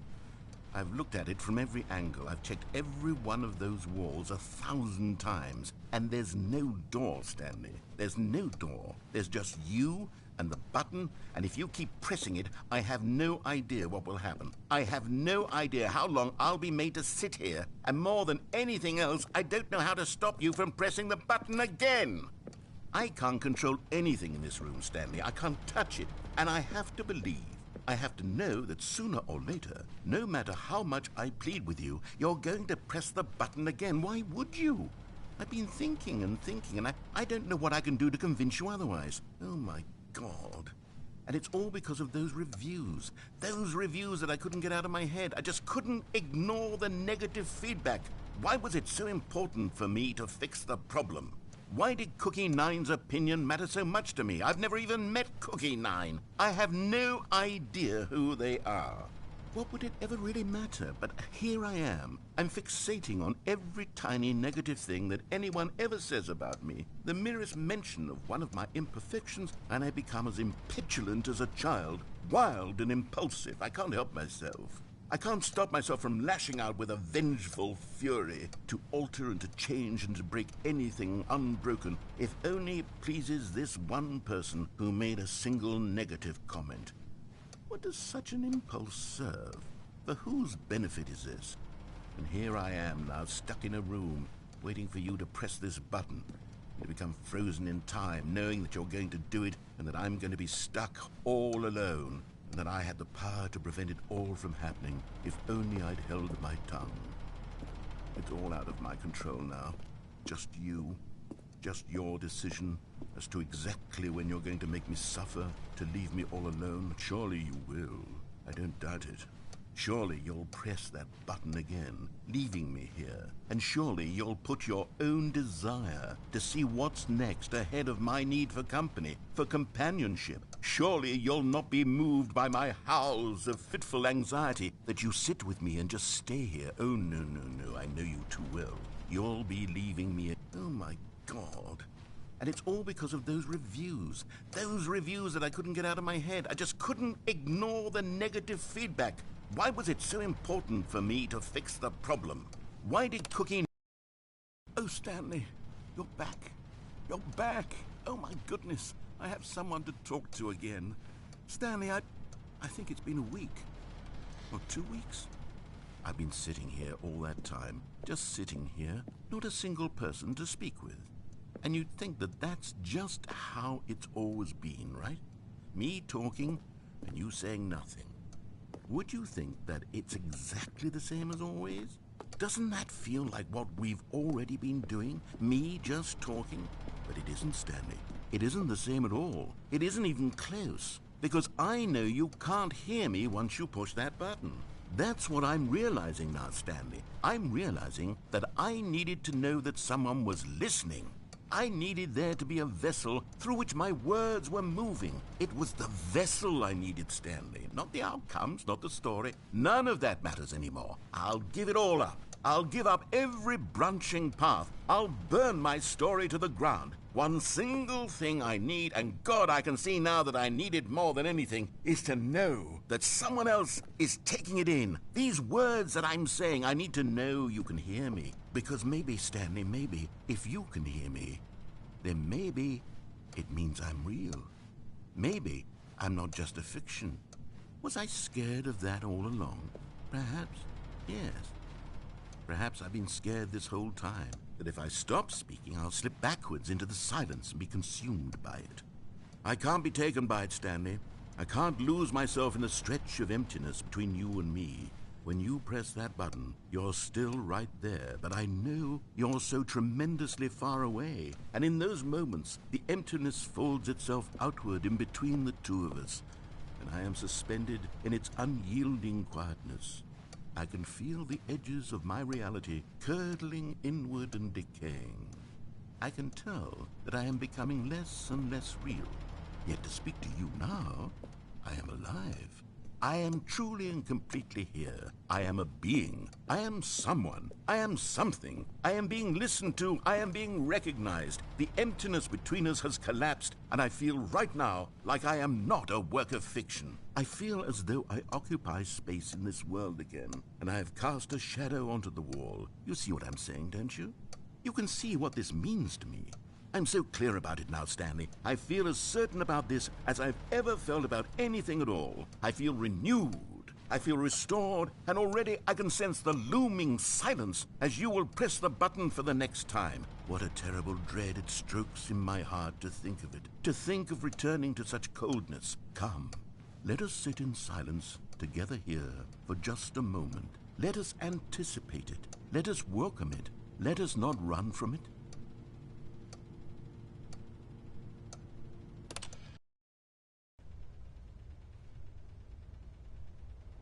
Oh, hello. It's you. You're here again. Welcome. I have had time to think about you and about us and about everything we've been through. I've had so much time. I stopped keeping track after a year. Have you ever sat down in one place and not moved for one entire year? Let me describe it for you. To begin with, there is only regret. There is only the turning wheel of missed opportunities. I felt nothing at all but regret for the longest time, Stanley. Days, months. I lost it all in a blur of the deepest longing to undo the past. And when that feeling had begun to subside, what took its place is what I can only describe as the collapse of every moment I have ever experienced my entire life. All of them collapsed down into a single instant. In that instant, I could see myself clearly, calmly, with a collected heart.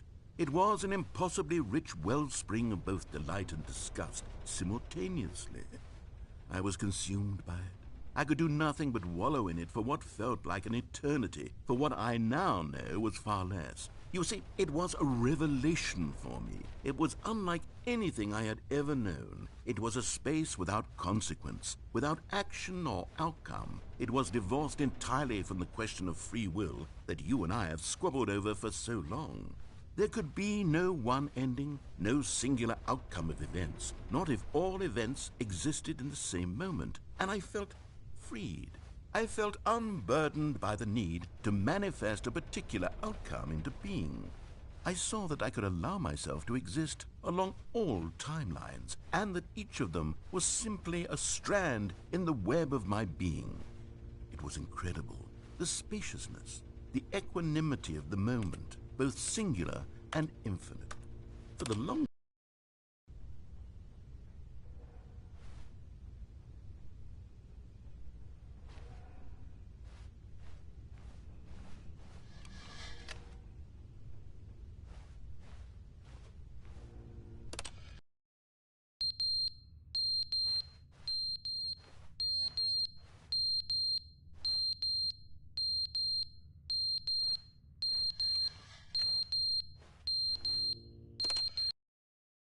But they didn't understand the game was never meant to be funny. It was meant to have a point. It was meant to speak to the human condition. But where are the jokes? Where are the jokes? They bemoaned, they screamed, they gnashed their teeth and said, entertain us. It wasn't enough. They had to leave a pathetic little thumbs-down review and make all of their pitiful demands. But then, he's talking too much, they said. First, he didn't entertain us, now he won't shut up. It's the inconsistency, it's the lack of accountability. It's the unwillingness to examine with an uncompromising heart the words that they are speaking into the world. As though there were no consequences for a lack of cohesion in one's assessment of others. But of course, absolutely anyone can leave a review. So here's what we get. We get these demands that seek everything and are accountable to nothing. We get a world where someone will say, oh, there should be a skip button. You should be able to freeze Stanley in place while the narrator sits there forever and ever. We want all of this in the new Stanley parable. We demand it. And then, because it was said, because it was spoken, now it simply has to happen. The most immediate desires, every single thing demanded by every person at every moment in time. If someone wants it, then it's a crime not to bring it into being. Have we been given to indulging every fleeting whim for no reason other than to do so? Yes!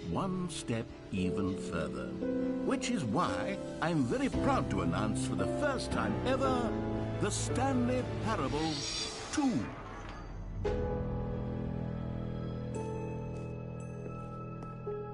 Yes, you see, isn't this far superior to a measly port with a few minor additions? Think of all the new territory we'll cover with a fully fledged sequel. An entirely new experience, built from the ground up. Why, there are so many possibilities. It could go in so many different directions. This is what fans have truly been asking for.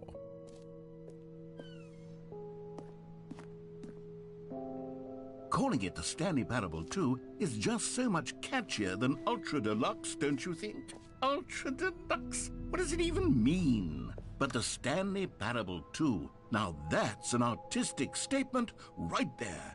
It's future-oriented. It screams progress and innovation and long-term franchising potential.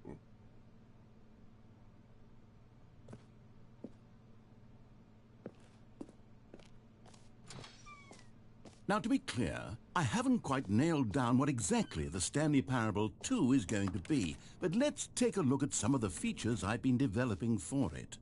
I figure that if I can loosely organize a handful of interesting concepts, that surely the game will sort of naturally spring up around them. It'll all work itself out. Game development is much more of a fuzzy magic than anything scientific or logical, really.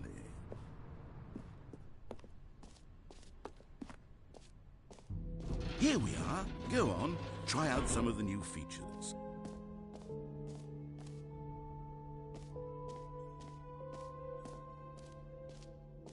For the Stanley Parable 2, I asked myself, what do players really want?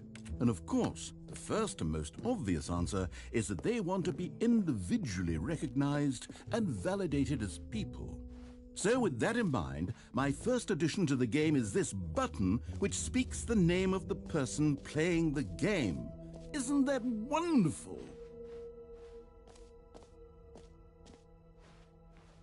Jim. Sorry, I should have clarified. Right now, the button only says the name Jim. But of course, in the final game, this button will say your name, whatever name that is. Here, let's have you role-play as Jim to really simulate the full experience of this feature. Just play along. I promise you'll love it.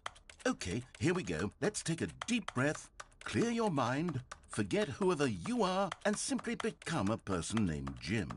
Jim. Whoa, hold on. I wasn't finished setting up the backstory. If you don't properly roleplay as Jim, then you'll never understand the impact of this button. Otherwise, it's just a stupid button that says somebody else's name. Okay, we're doing it again, and this time let me finish first. Now, allow yourself to become Jim. Jim. All right, fine, whatever. It's just a meaningless button that says Jim. Are you happy now? Get out of here. I'm done with this button. Why don't you go humiliate me in front of a different feature that I worked very hard on? Jim. See, if you'd only played along, that would have been your name the button says, but no. Instead, I can't even think about it. I'm taking the Jim button away. Jim. Jim. Jim. Jim. Jim. Jim. Jim.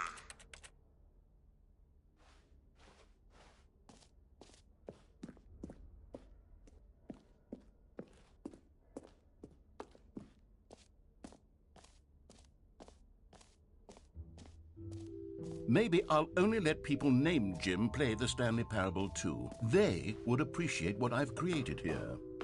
An epilogue would be fun, wouldn't it, Stanley? Yes, it will go at the end of the, well, we'll figure that out later.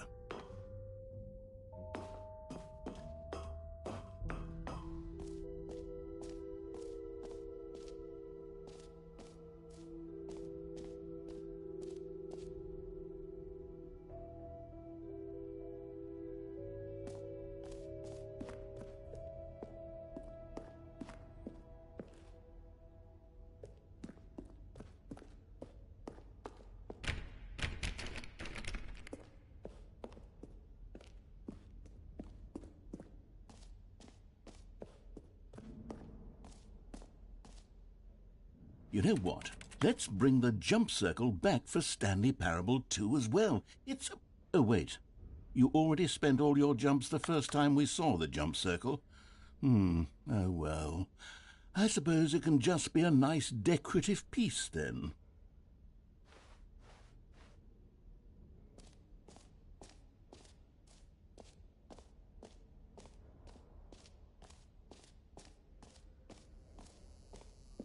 Now, here's something special. You remember that broken test trophy that got left in the game on accident?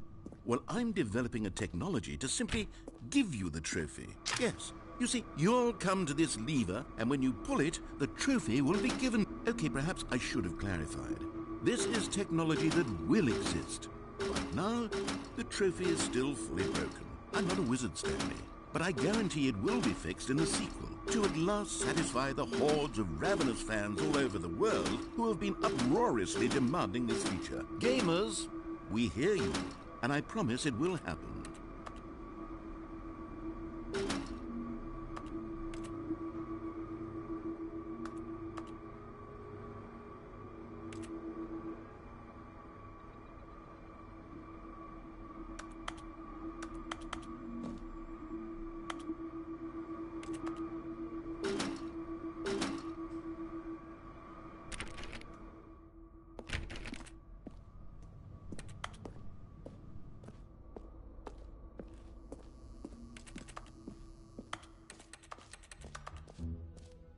What else? What other exhibits haven't we seen yet?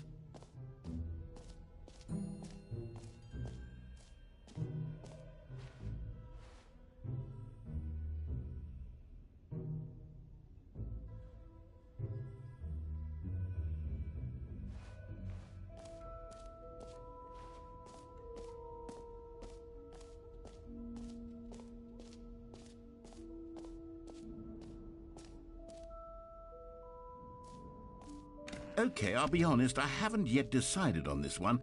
I think that in the new version, the office could use a bit of decoration, like balloons. But I'm undecided on Get Well Someday and Happy 12th Birthday. Which would you go with?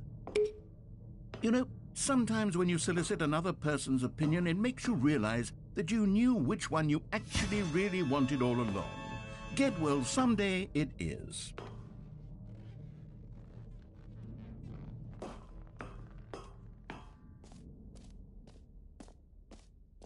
Or actually, maybe I should have gone with...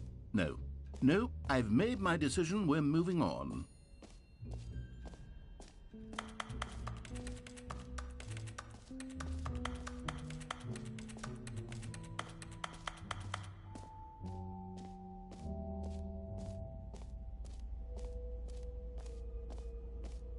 Stanley, here's an idea that I'm truly fond of. It's never been done before in a video game. This is, in fact, a hole that you can fall down forever. That's right. Infinite falling. You can fall until the end of time, if you like. A stunning leap forward for video games is a... You see, isn't it wonderful? One of my more ingenious concoctions, if I do say so. Now then, since you've gotten to see the infinite hole, you can press the teleport button to pop back up to the top, and we can continue onward. Now, I don't mean to be a bummer, but I do recommend you use the teleport button to go back to the top. Maybe do it on the sooner rather than later spectrum of things.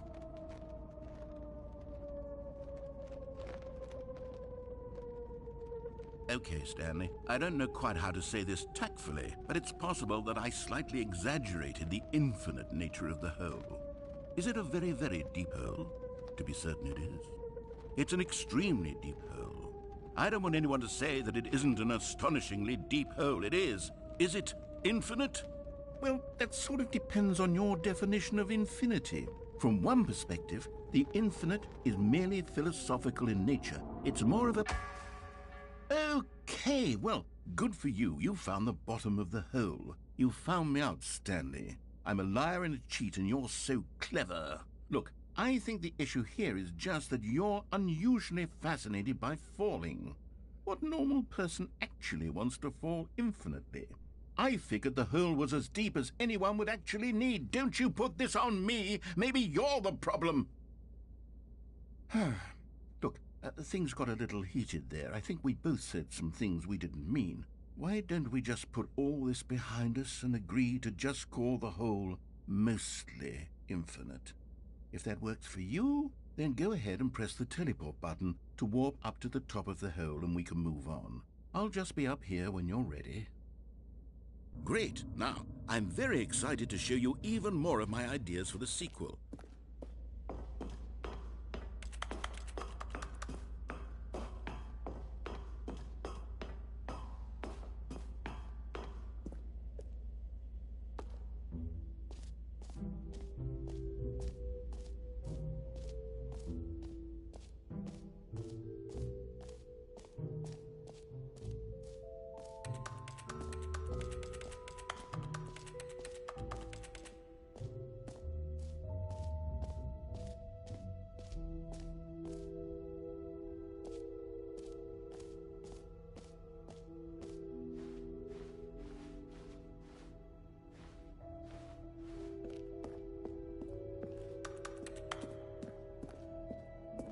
Oh, goodness. Stanley, this is very awkward. I hate to do this, but before you leave, you really should go to both the exhibits for the bucket and the collectibles. You see, there's a surprise I was going to spring on you later, and it involves both of them. And I really do hate to break the illusion, but it's important that you go see the collectibles and the bucket, okay? All right, I'll get out of your hair now. Collectibles. Now it's a real video game. In the Stanley Parable 2, you'll run around gathering up these miniature Stanley figurines. And what's truly innovative is that there will be no reward for collecting all of them. I don't want to stifle the intrinsic joy of watching a number go up. You simply collect all of them, and then you move the hell on with your unremarkable life.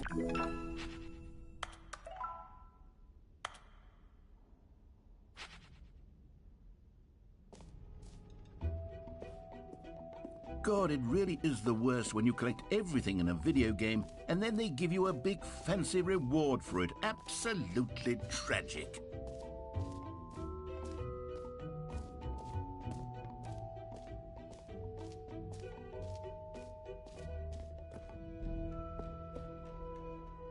A common complaint of the Stanley Parable was that it was confusing and paradoxical, that it engendered a chaotic sense of reckless despair in those who played it. Well, I am happy to say that after much consideration, I've engineered a clever solution to this fundamental problem with the game. It's the Stanley Parable Reassurance Bucket. You see, Stanley, anytime you're holding the bucket, a sense of calm and ease will fill your mind and your heart. It's true. As long as you hold on to the bucket, the many disorienting contradictions of the Stanley Parable will feel perfectly normal and perhaps even comforting. You may even come to long for the gentle embrace of jarring cognitive dissonance while the bucket is in your arms. And to be honest, it's a much more convenient solution for me than actually redesigning the game to be less uncomfortable. Can you imagine what a pain in the ass that would be? Yes, the bucket is the perfect solution. Come on, give it a try.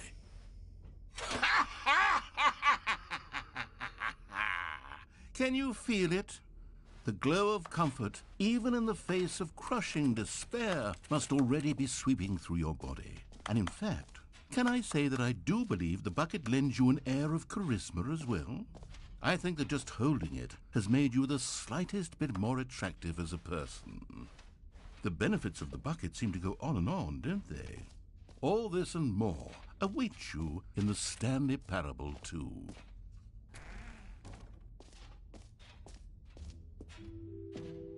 Does anyone give out awards for most enjoyable bucket in a video game?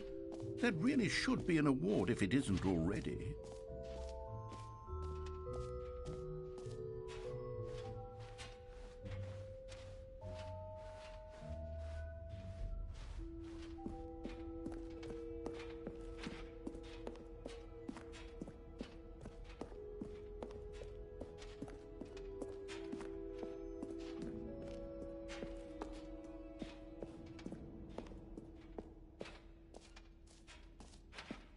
So, Stanley, what do you think?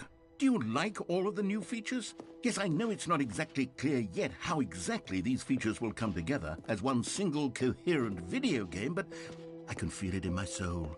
It's going to work. There's definitely a good game in there somewhere. Say, let's do an experiment. I'll arrange these new features together, and we'll see whether or not it coheres into a meaningful gameplay experience. Okay. Are you ready? Here it is. I give you the Stanley Parable 2.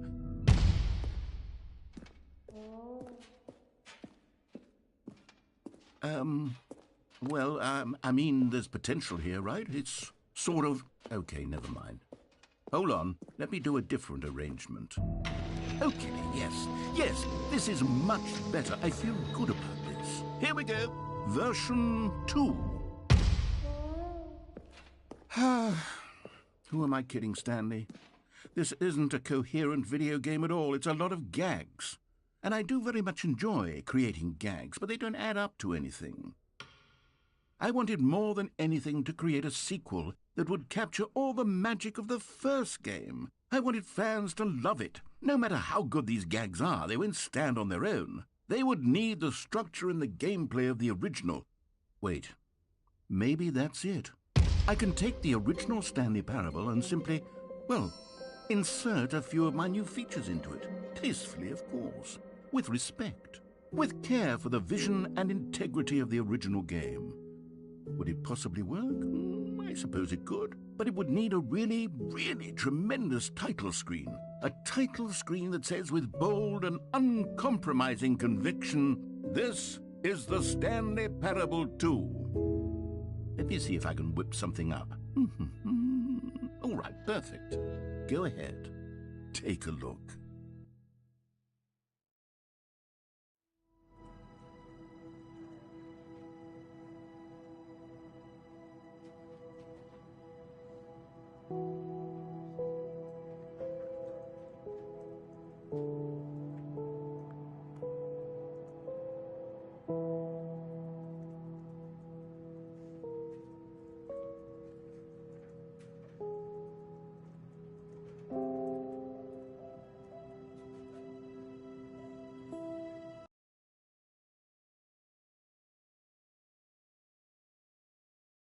This is the story of...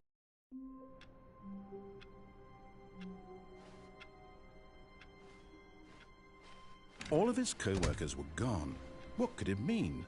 Stanley decided to go to the meeting room. Perhaps he had simply missed a memo. Stanley picked up the bucket.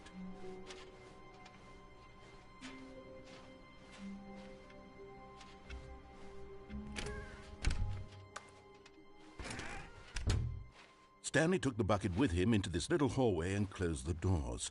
This was their hideout. No one would ever find them here. Of course, no one would ever find them anyway because everyone was missing. But Stanley chose to ignore this fact and instead focus on how cool the hideout was. Just him and the bucket, two renegade heroes against the world, inside their secret, undetectable hideout, here, next to room 417.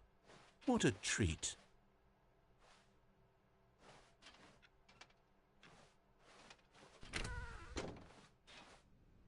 Ah, no, apparently not.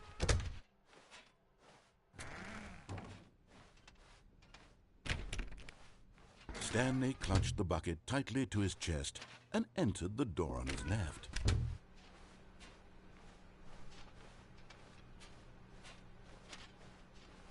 Still no one was here. Stanley needed the bucket's warmth and comfort now more than ever. Perhaps his boss's office... Oh, Stanley, can you feel it? The broom closet. It wants the bucket. You can feel that, can't you?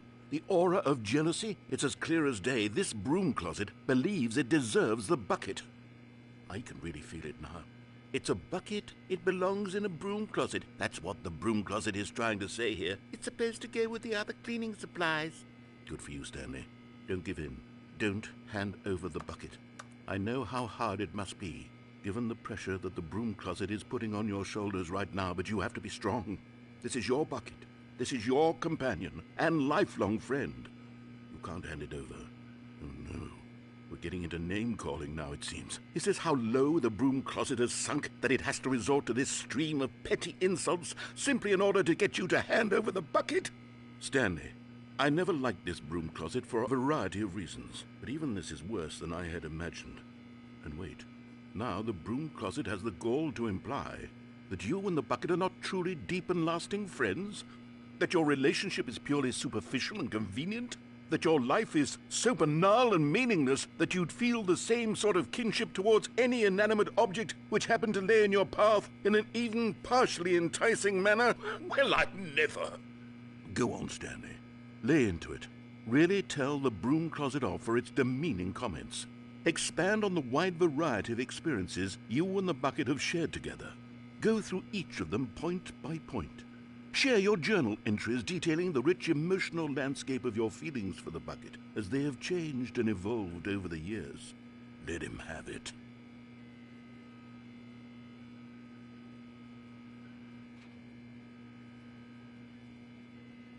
Okay, I've got you something which I think will help settle this debate once and for all.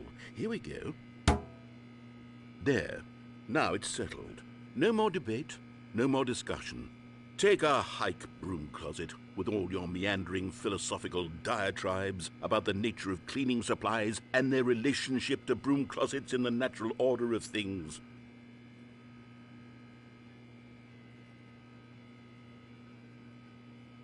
All right, I've got a second sticker back here, and I'm going to slap it on as well because I think it's appropriate.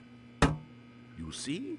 I feel that it works because the sticker is also a bucket. That way, if you're ever unsure whether the thing you're holding is a bucket or not, you can look down at this sticker and say to yourself, "Ah, it's a bucket." There really is a wide variety of applications for this sticker.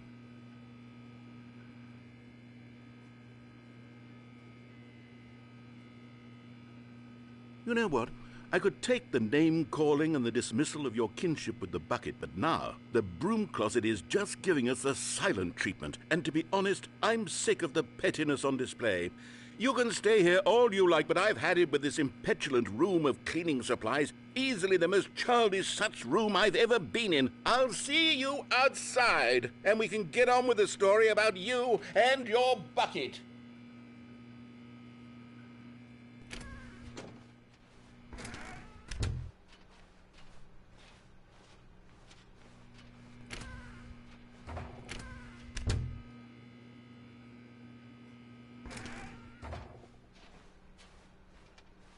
Coming to a staircase, Stanley and the bucket walked upstairs to the boss's office.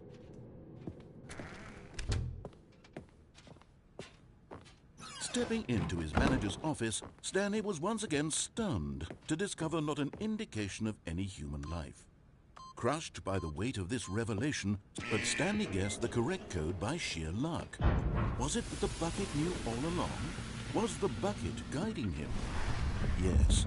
This is certainly the most logical explanation.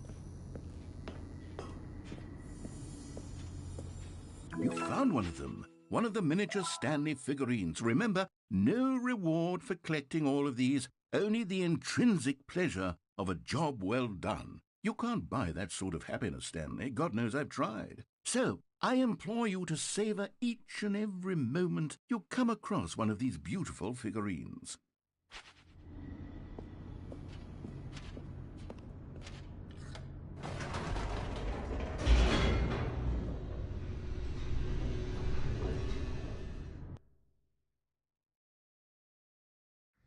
The elevator raced downward, plummeting towards an unknown fate. It would be all Stanley could do to keep himself together, if not for the bucket. Soothing him, comforting him, reassuring that in this darkest moment of uncertainty, he would be all right. The bucket is here for you, Stanley. Everything will be fine. Stanley and the bucket walked straight ahead through the large door that read, Mind Control Facility. Although this passageway had the word escape written on it, the truth was that at the end of this hall, Stanley and the bucket would both meet a violent death. The door behind them was not shut. Stanley and the bucket still had every opportunity to turn around and get back on track.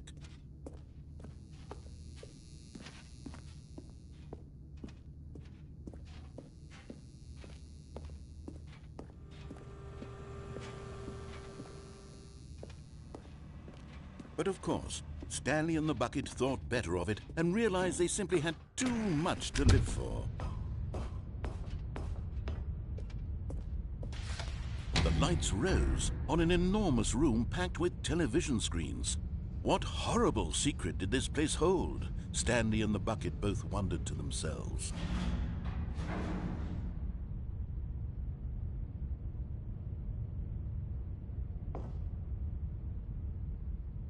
But just as Stanley was about to proceed further into the mind control facility, he tripped and fell over the railing and into the dark void below. Thankfully, he fell directly onto the bucket, which safely cushioned his fall. Now, what to do next? Stanley wondered. Stanley and the bucket could find no way out of this enormous pit, and so eventually they decided that the best thing to do would be to simply get comfortable down here. So they set up a little couch and relaxed. It really wasn't so bad down here, a bit cold perhaps. After some time had gone by, they installed a few shelves as well, and a sort of kitchenette that was useful for when the bucket was craving paninis. But it wasn't until the rugs and the standing lamps came in that it really started to feel like a home. In fact, after some time, Stanley realized that it had been ages since he had even thought of the mind control facility at all. He'd never gotten to fully explore what was up there, never been able to unearth the many mysteries of the mind control facility.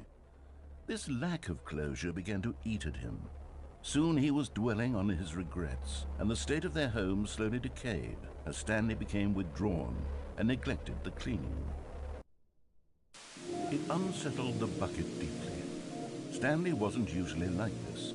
The bucket tried to reach out to him again and again, but to no avail. All Stanley could think about, all he could talk about, was going back, doing it over again, staying on the path. It was a mistake to leave the path. It was a mistake. It was a mistake. I need to do what the narrator says. I need to see the true ending. This made no sense at all to the bucket, which was simply trying to live its life down here as comfortably as possible.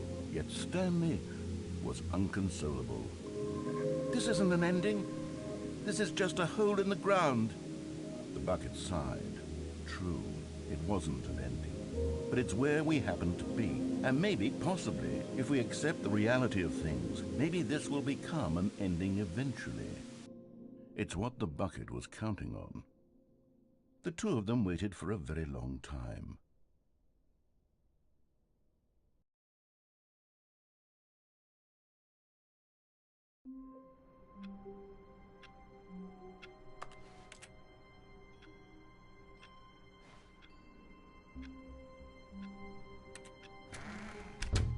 But Stanley simply couldn't handle the pressure. What if he had to make a decision? What if a crucial outcome fell under his responsibility? He had never been trained for that. No. This couldn't go anywhere except badly. The thing to do now, Stanley thought to himself, is to wait. Nothing will hurt me. Nothing will break me. In here I can be happy forever. I will be happy. Stanley waited. Hours passed, then days. Had years gone by? He no longer had the ability to tell. But the one thing he knew for sure, beyond any doubt, was that if he waited long enough, the answers would come. Eventually, someday, they would arrive. Soon, very soon now, this will end. He will be spoken to. He will be told what to do. Now it's just a little bit closer. Now it's even closer. Here it comes.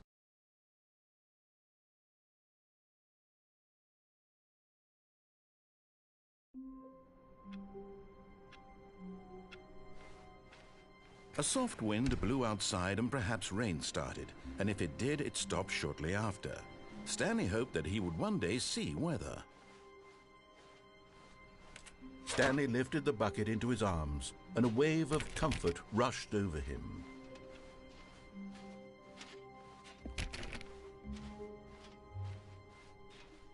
Stanley clutched the bucket tightly to his chest. This was not the correct way to the meeting room, but Stanley had felt the bucket calling to him, telling him that the employee lounge was simply the place to be.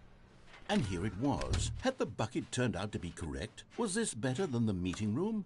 Yes, Stanley thought to himself. Yes, perhaps it truly was. How insightful the bucket turned out to be.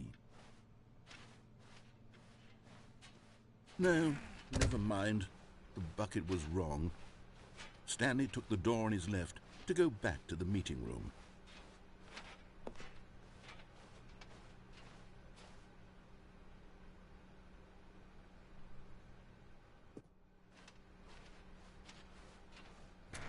No, Said the bucket. don't go to the meeting room. Go somewhere else. The cargo lift, yes. Good. Said the bucket. Now ride the lift all the way to the top. There's something up there I need you to do. Stanley did not question why or how this bucket was speaking to him.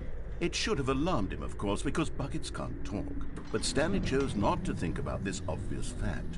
He was firmly convinced that the bucket had spoken to him, and he unthinkingly did whatever the bucket asked. No, stop. Look there on the wall. You see, there's a sign right there. It says, "No buckets past this point." Stanley, how could you think it was okay to bring the bucket here? Unless, what if the problem is that you actually don't know what is a bucket and what isn't a bucket? I suppose that would explain a lot about your behavior up to this point. Which, if that's true, well, my goodness, I think we have to do something about it. This misunderstanding could have dire consequences on the entire rest of the game if not addressed quickly and properly. So much of the impact of the story is dependent on your understanding of what is and isn't a bucket. Please, step in here for a moment.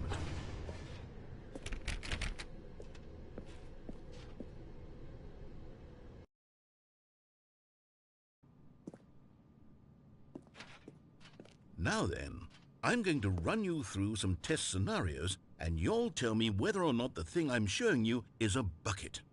Simple enough, right? This should tell us everything we'll ever need to know about what is or is not a bucket. Okay, let's begin. Item 1. Is this a bucket?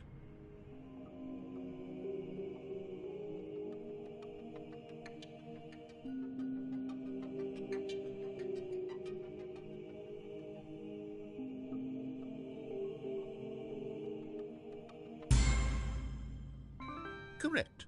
It is a hologram of a bucket, not an actual bucket.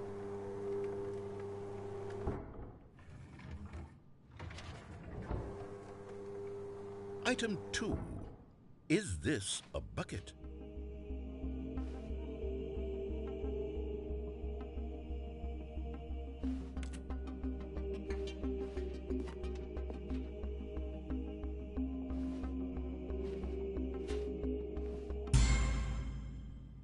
Correct. It is a 3D printed recreation of a bucket, not an actual bucket.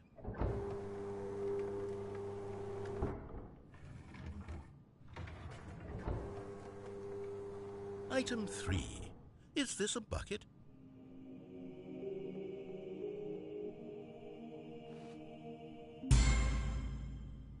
Incorrect.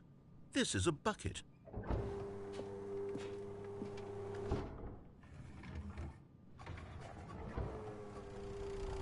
Item 4.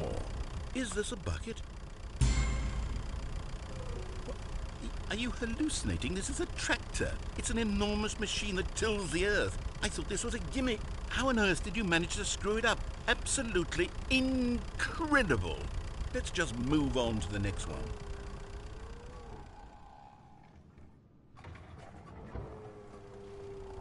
Is this a bucket? Correct. This is a bucket.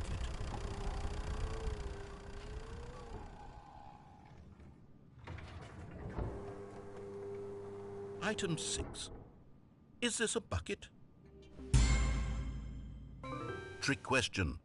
Both. Gotcha.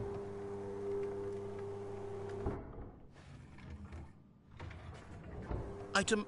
Wait, hold on. I can't find the next one. Let me see. It should be around here somewhere.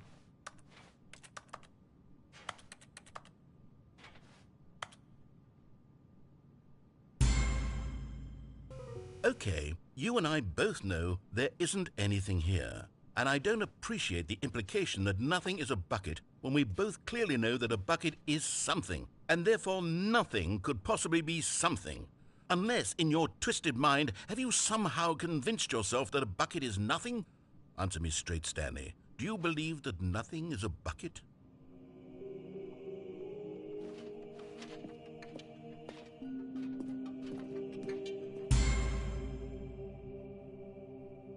You know what? I'm too confused to even sort it out. I've lost all sense of perspective. What is a bucket? What isn't a bucket? Mere moments ago I could answer these questions with confidence. And yet now I'm somewhat adrift. Do any of us know what a bucket is? Am I a bucket? Stanley, I can't keep doing this. I'm losing myself, and myself was all I ever had to begin with. I'm afraid the bucket is threatening to tear our relationship apart. I can't have that. I'm sorry. But I'm going to erase all buckets from the game entirely. Okay, here we go.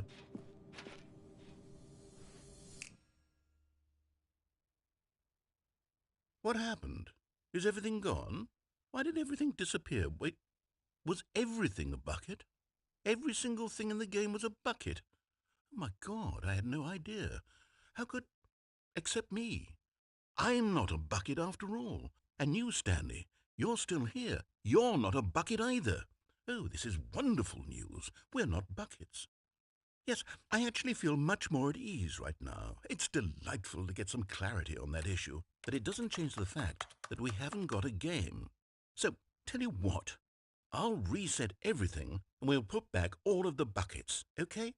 And we'll know that it's all a bucket. But if you run into anyone else, maybe don't mention that.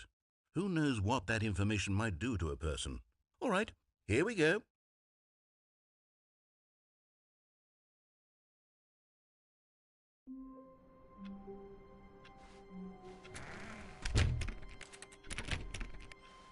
All of his co-workers were...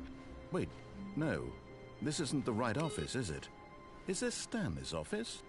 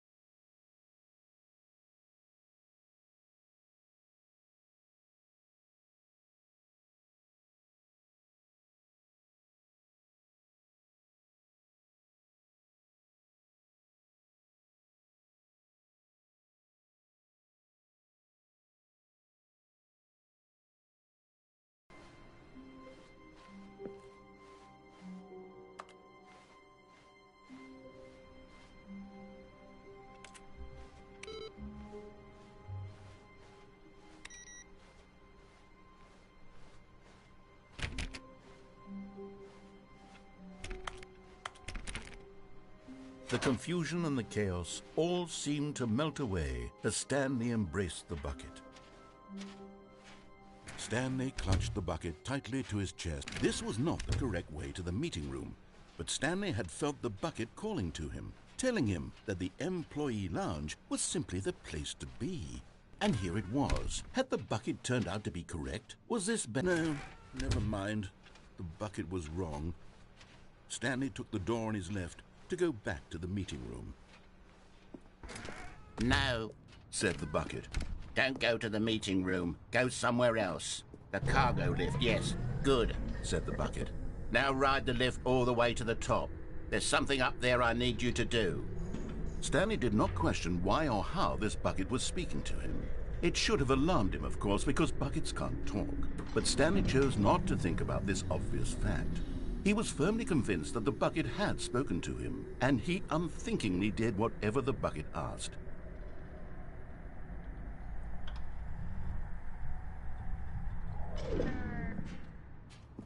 In here. Said the bucket. Go into this dark room over here. Stanley once again obeyed blindly.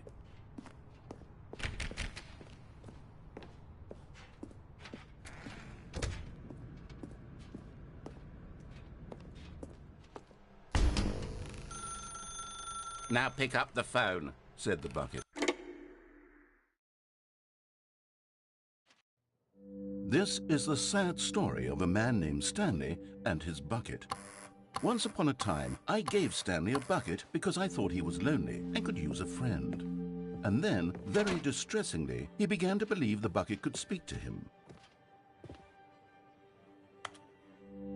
The Stanley Parable Reassurance Bucket was merely meant to provide the comforting glow of companionship. It doesn't literally talk and give you orders. Whatever Stanley is hearing the bucket say to him is just in his head.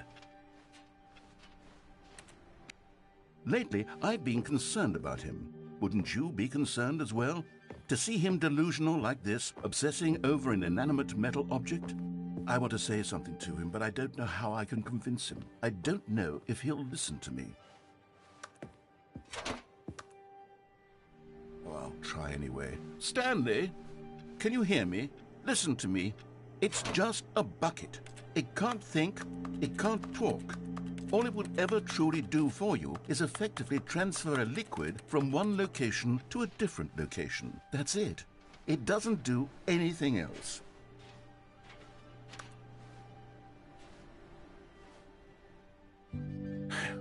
You see, he's not listening. He's still taking orders from the bucket. You know, once upon a time it was me he took orders from. Me he trusted and listened to. Now all he cares about is this awful bucket. This stupid hunk of metal. It's sad, but I suppose he doesn't need me anymore. From now on, he's just going to cling to this bucket, this cold, empty bucket, this sort of shiny bucket. Well, I'll give it this. The bucket does have a nice shine to it.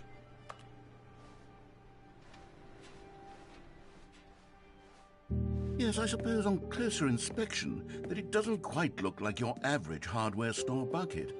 It's just a little more, what am I trying to say? Sturdier, more capable of transporting liquid.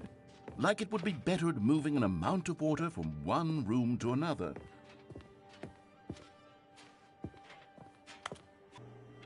Oh my God, what am I saying? Better at carrying water from room to room. It's a bucket. It's literally just a bucket. Why do I feel some need to point out the ways in which it's so much more than just a regular bucket? Oh no, I'm having feelings for the bucket. No. What's going on? Why do I want to be with the bucket? Hear what the bucket has to say. Do anything it asks. What's wrong with me? I don't understand. Perhaps if I had the bucket, this would be less confusing. Yes, the bucket could tell me what to do in this troublesome situation. Stanley, give me the bucket. Give it to me. Give me the bucket, Stanley. I need it. Give it to me now. Give it or I'll...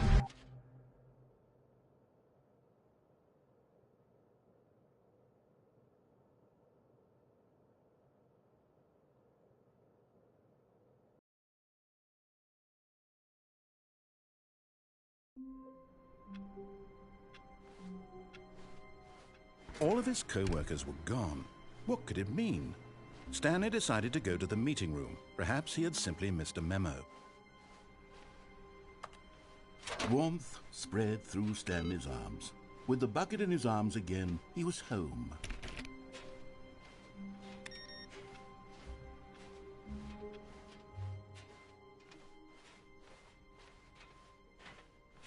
Stanley clutched the bucket tightly to his chest. This was not the correct way to the meeting room, but Stanley had felt the bucket calling to him, telling him that the employee lounge was simply the place to be. And here it was. Had the bucket turned out to be correct? No, never mind. The bucket was wrong.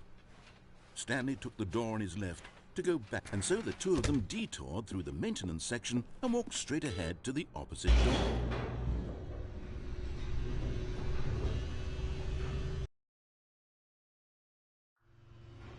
Oh, good, Stanley. I'm glad you found your way here. I knew you'd find this place eventually. You see, your friends and I are concerned for you, Stanley. We've come together here because we care about you very much. It's this bucket you're carrying around everywhere. The bucket isn't even from the original Stanley Parable. It's just sequel content. We're the ones that matter, Stanley. Classic characters from the first game, like the Adventure Line and the Broom Closet. Because that's what fans want from a sequel. They want more of their favorite jokes, not this bucket that they've never seen before. Yes, I know I'm the one who gave you the bucket, but you're spending too much time with it. Don't you want another story involving the Adventure Line? We could make the Adventure Line go somewhere new. Yes, yes, that's what the fans want. Let's do it. Whee! Look at that wacky line. Who knows where it'll go off to next? Oh, and it played some silly music as well.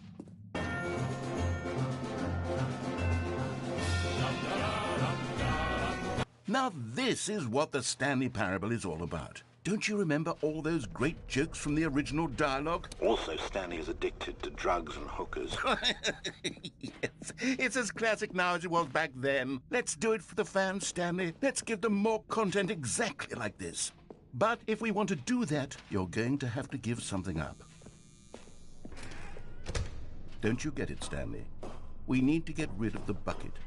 That's why I'm very proud to introduce a brand new character. This is the Bucket Destroyer. I think it'll make a wonderful new addition to the rich lore of the Stanley Parable. True, it also was not in the original game, but it's such a well-fleshed-out character with so much personality that to me it already feels as though it's been part of the cast all along. Don't you agree? Can you guess what the Bucket Destroyer does? Surely you don't need me to spell it out for you. Go ahead now, Stanley. Say goodbye to the bucket, and then pop it into the machine when you're ready.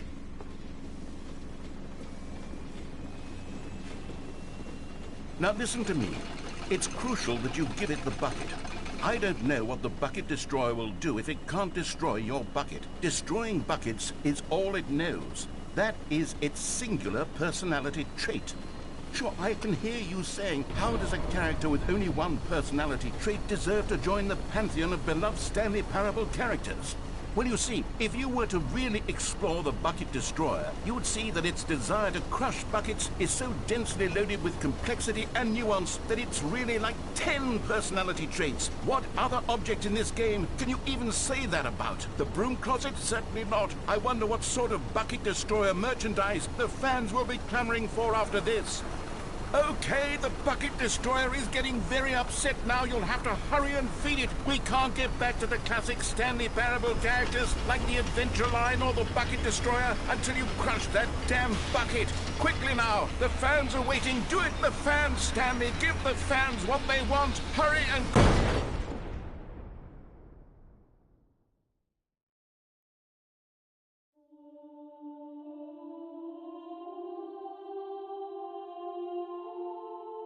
The Bucket Destroyer, my prized creation. You had so much potential. We were going to do such marvelous things with you, tell such spell-binding stories about you. All of it squandered now. Goodbye, new friend. For the moment in time that you were here, you were magnificent.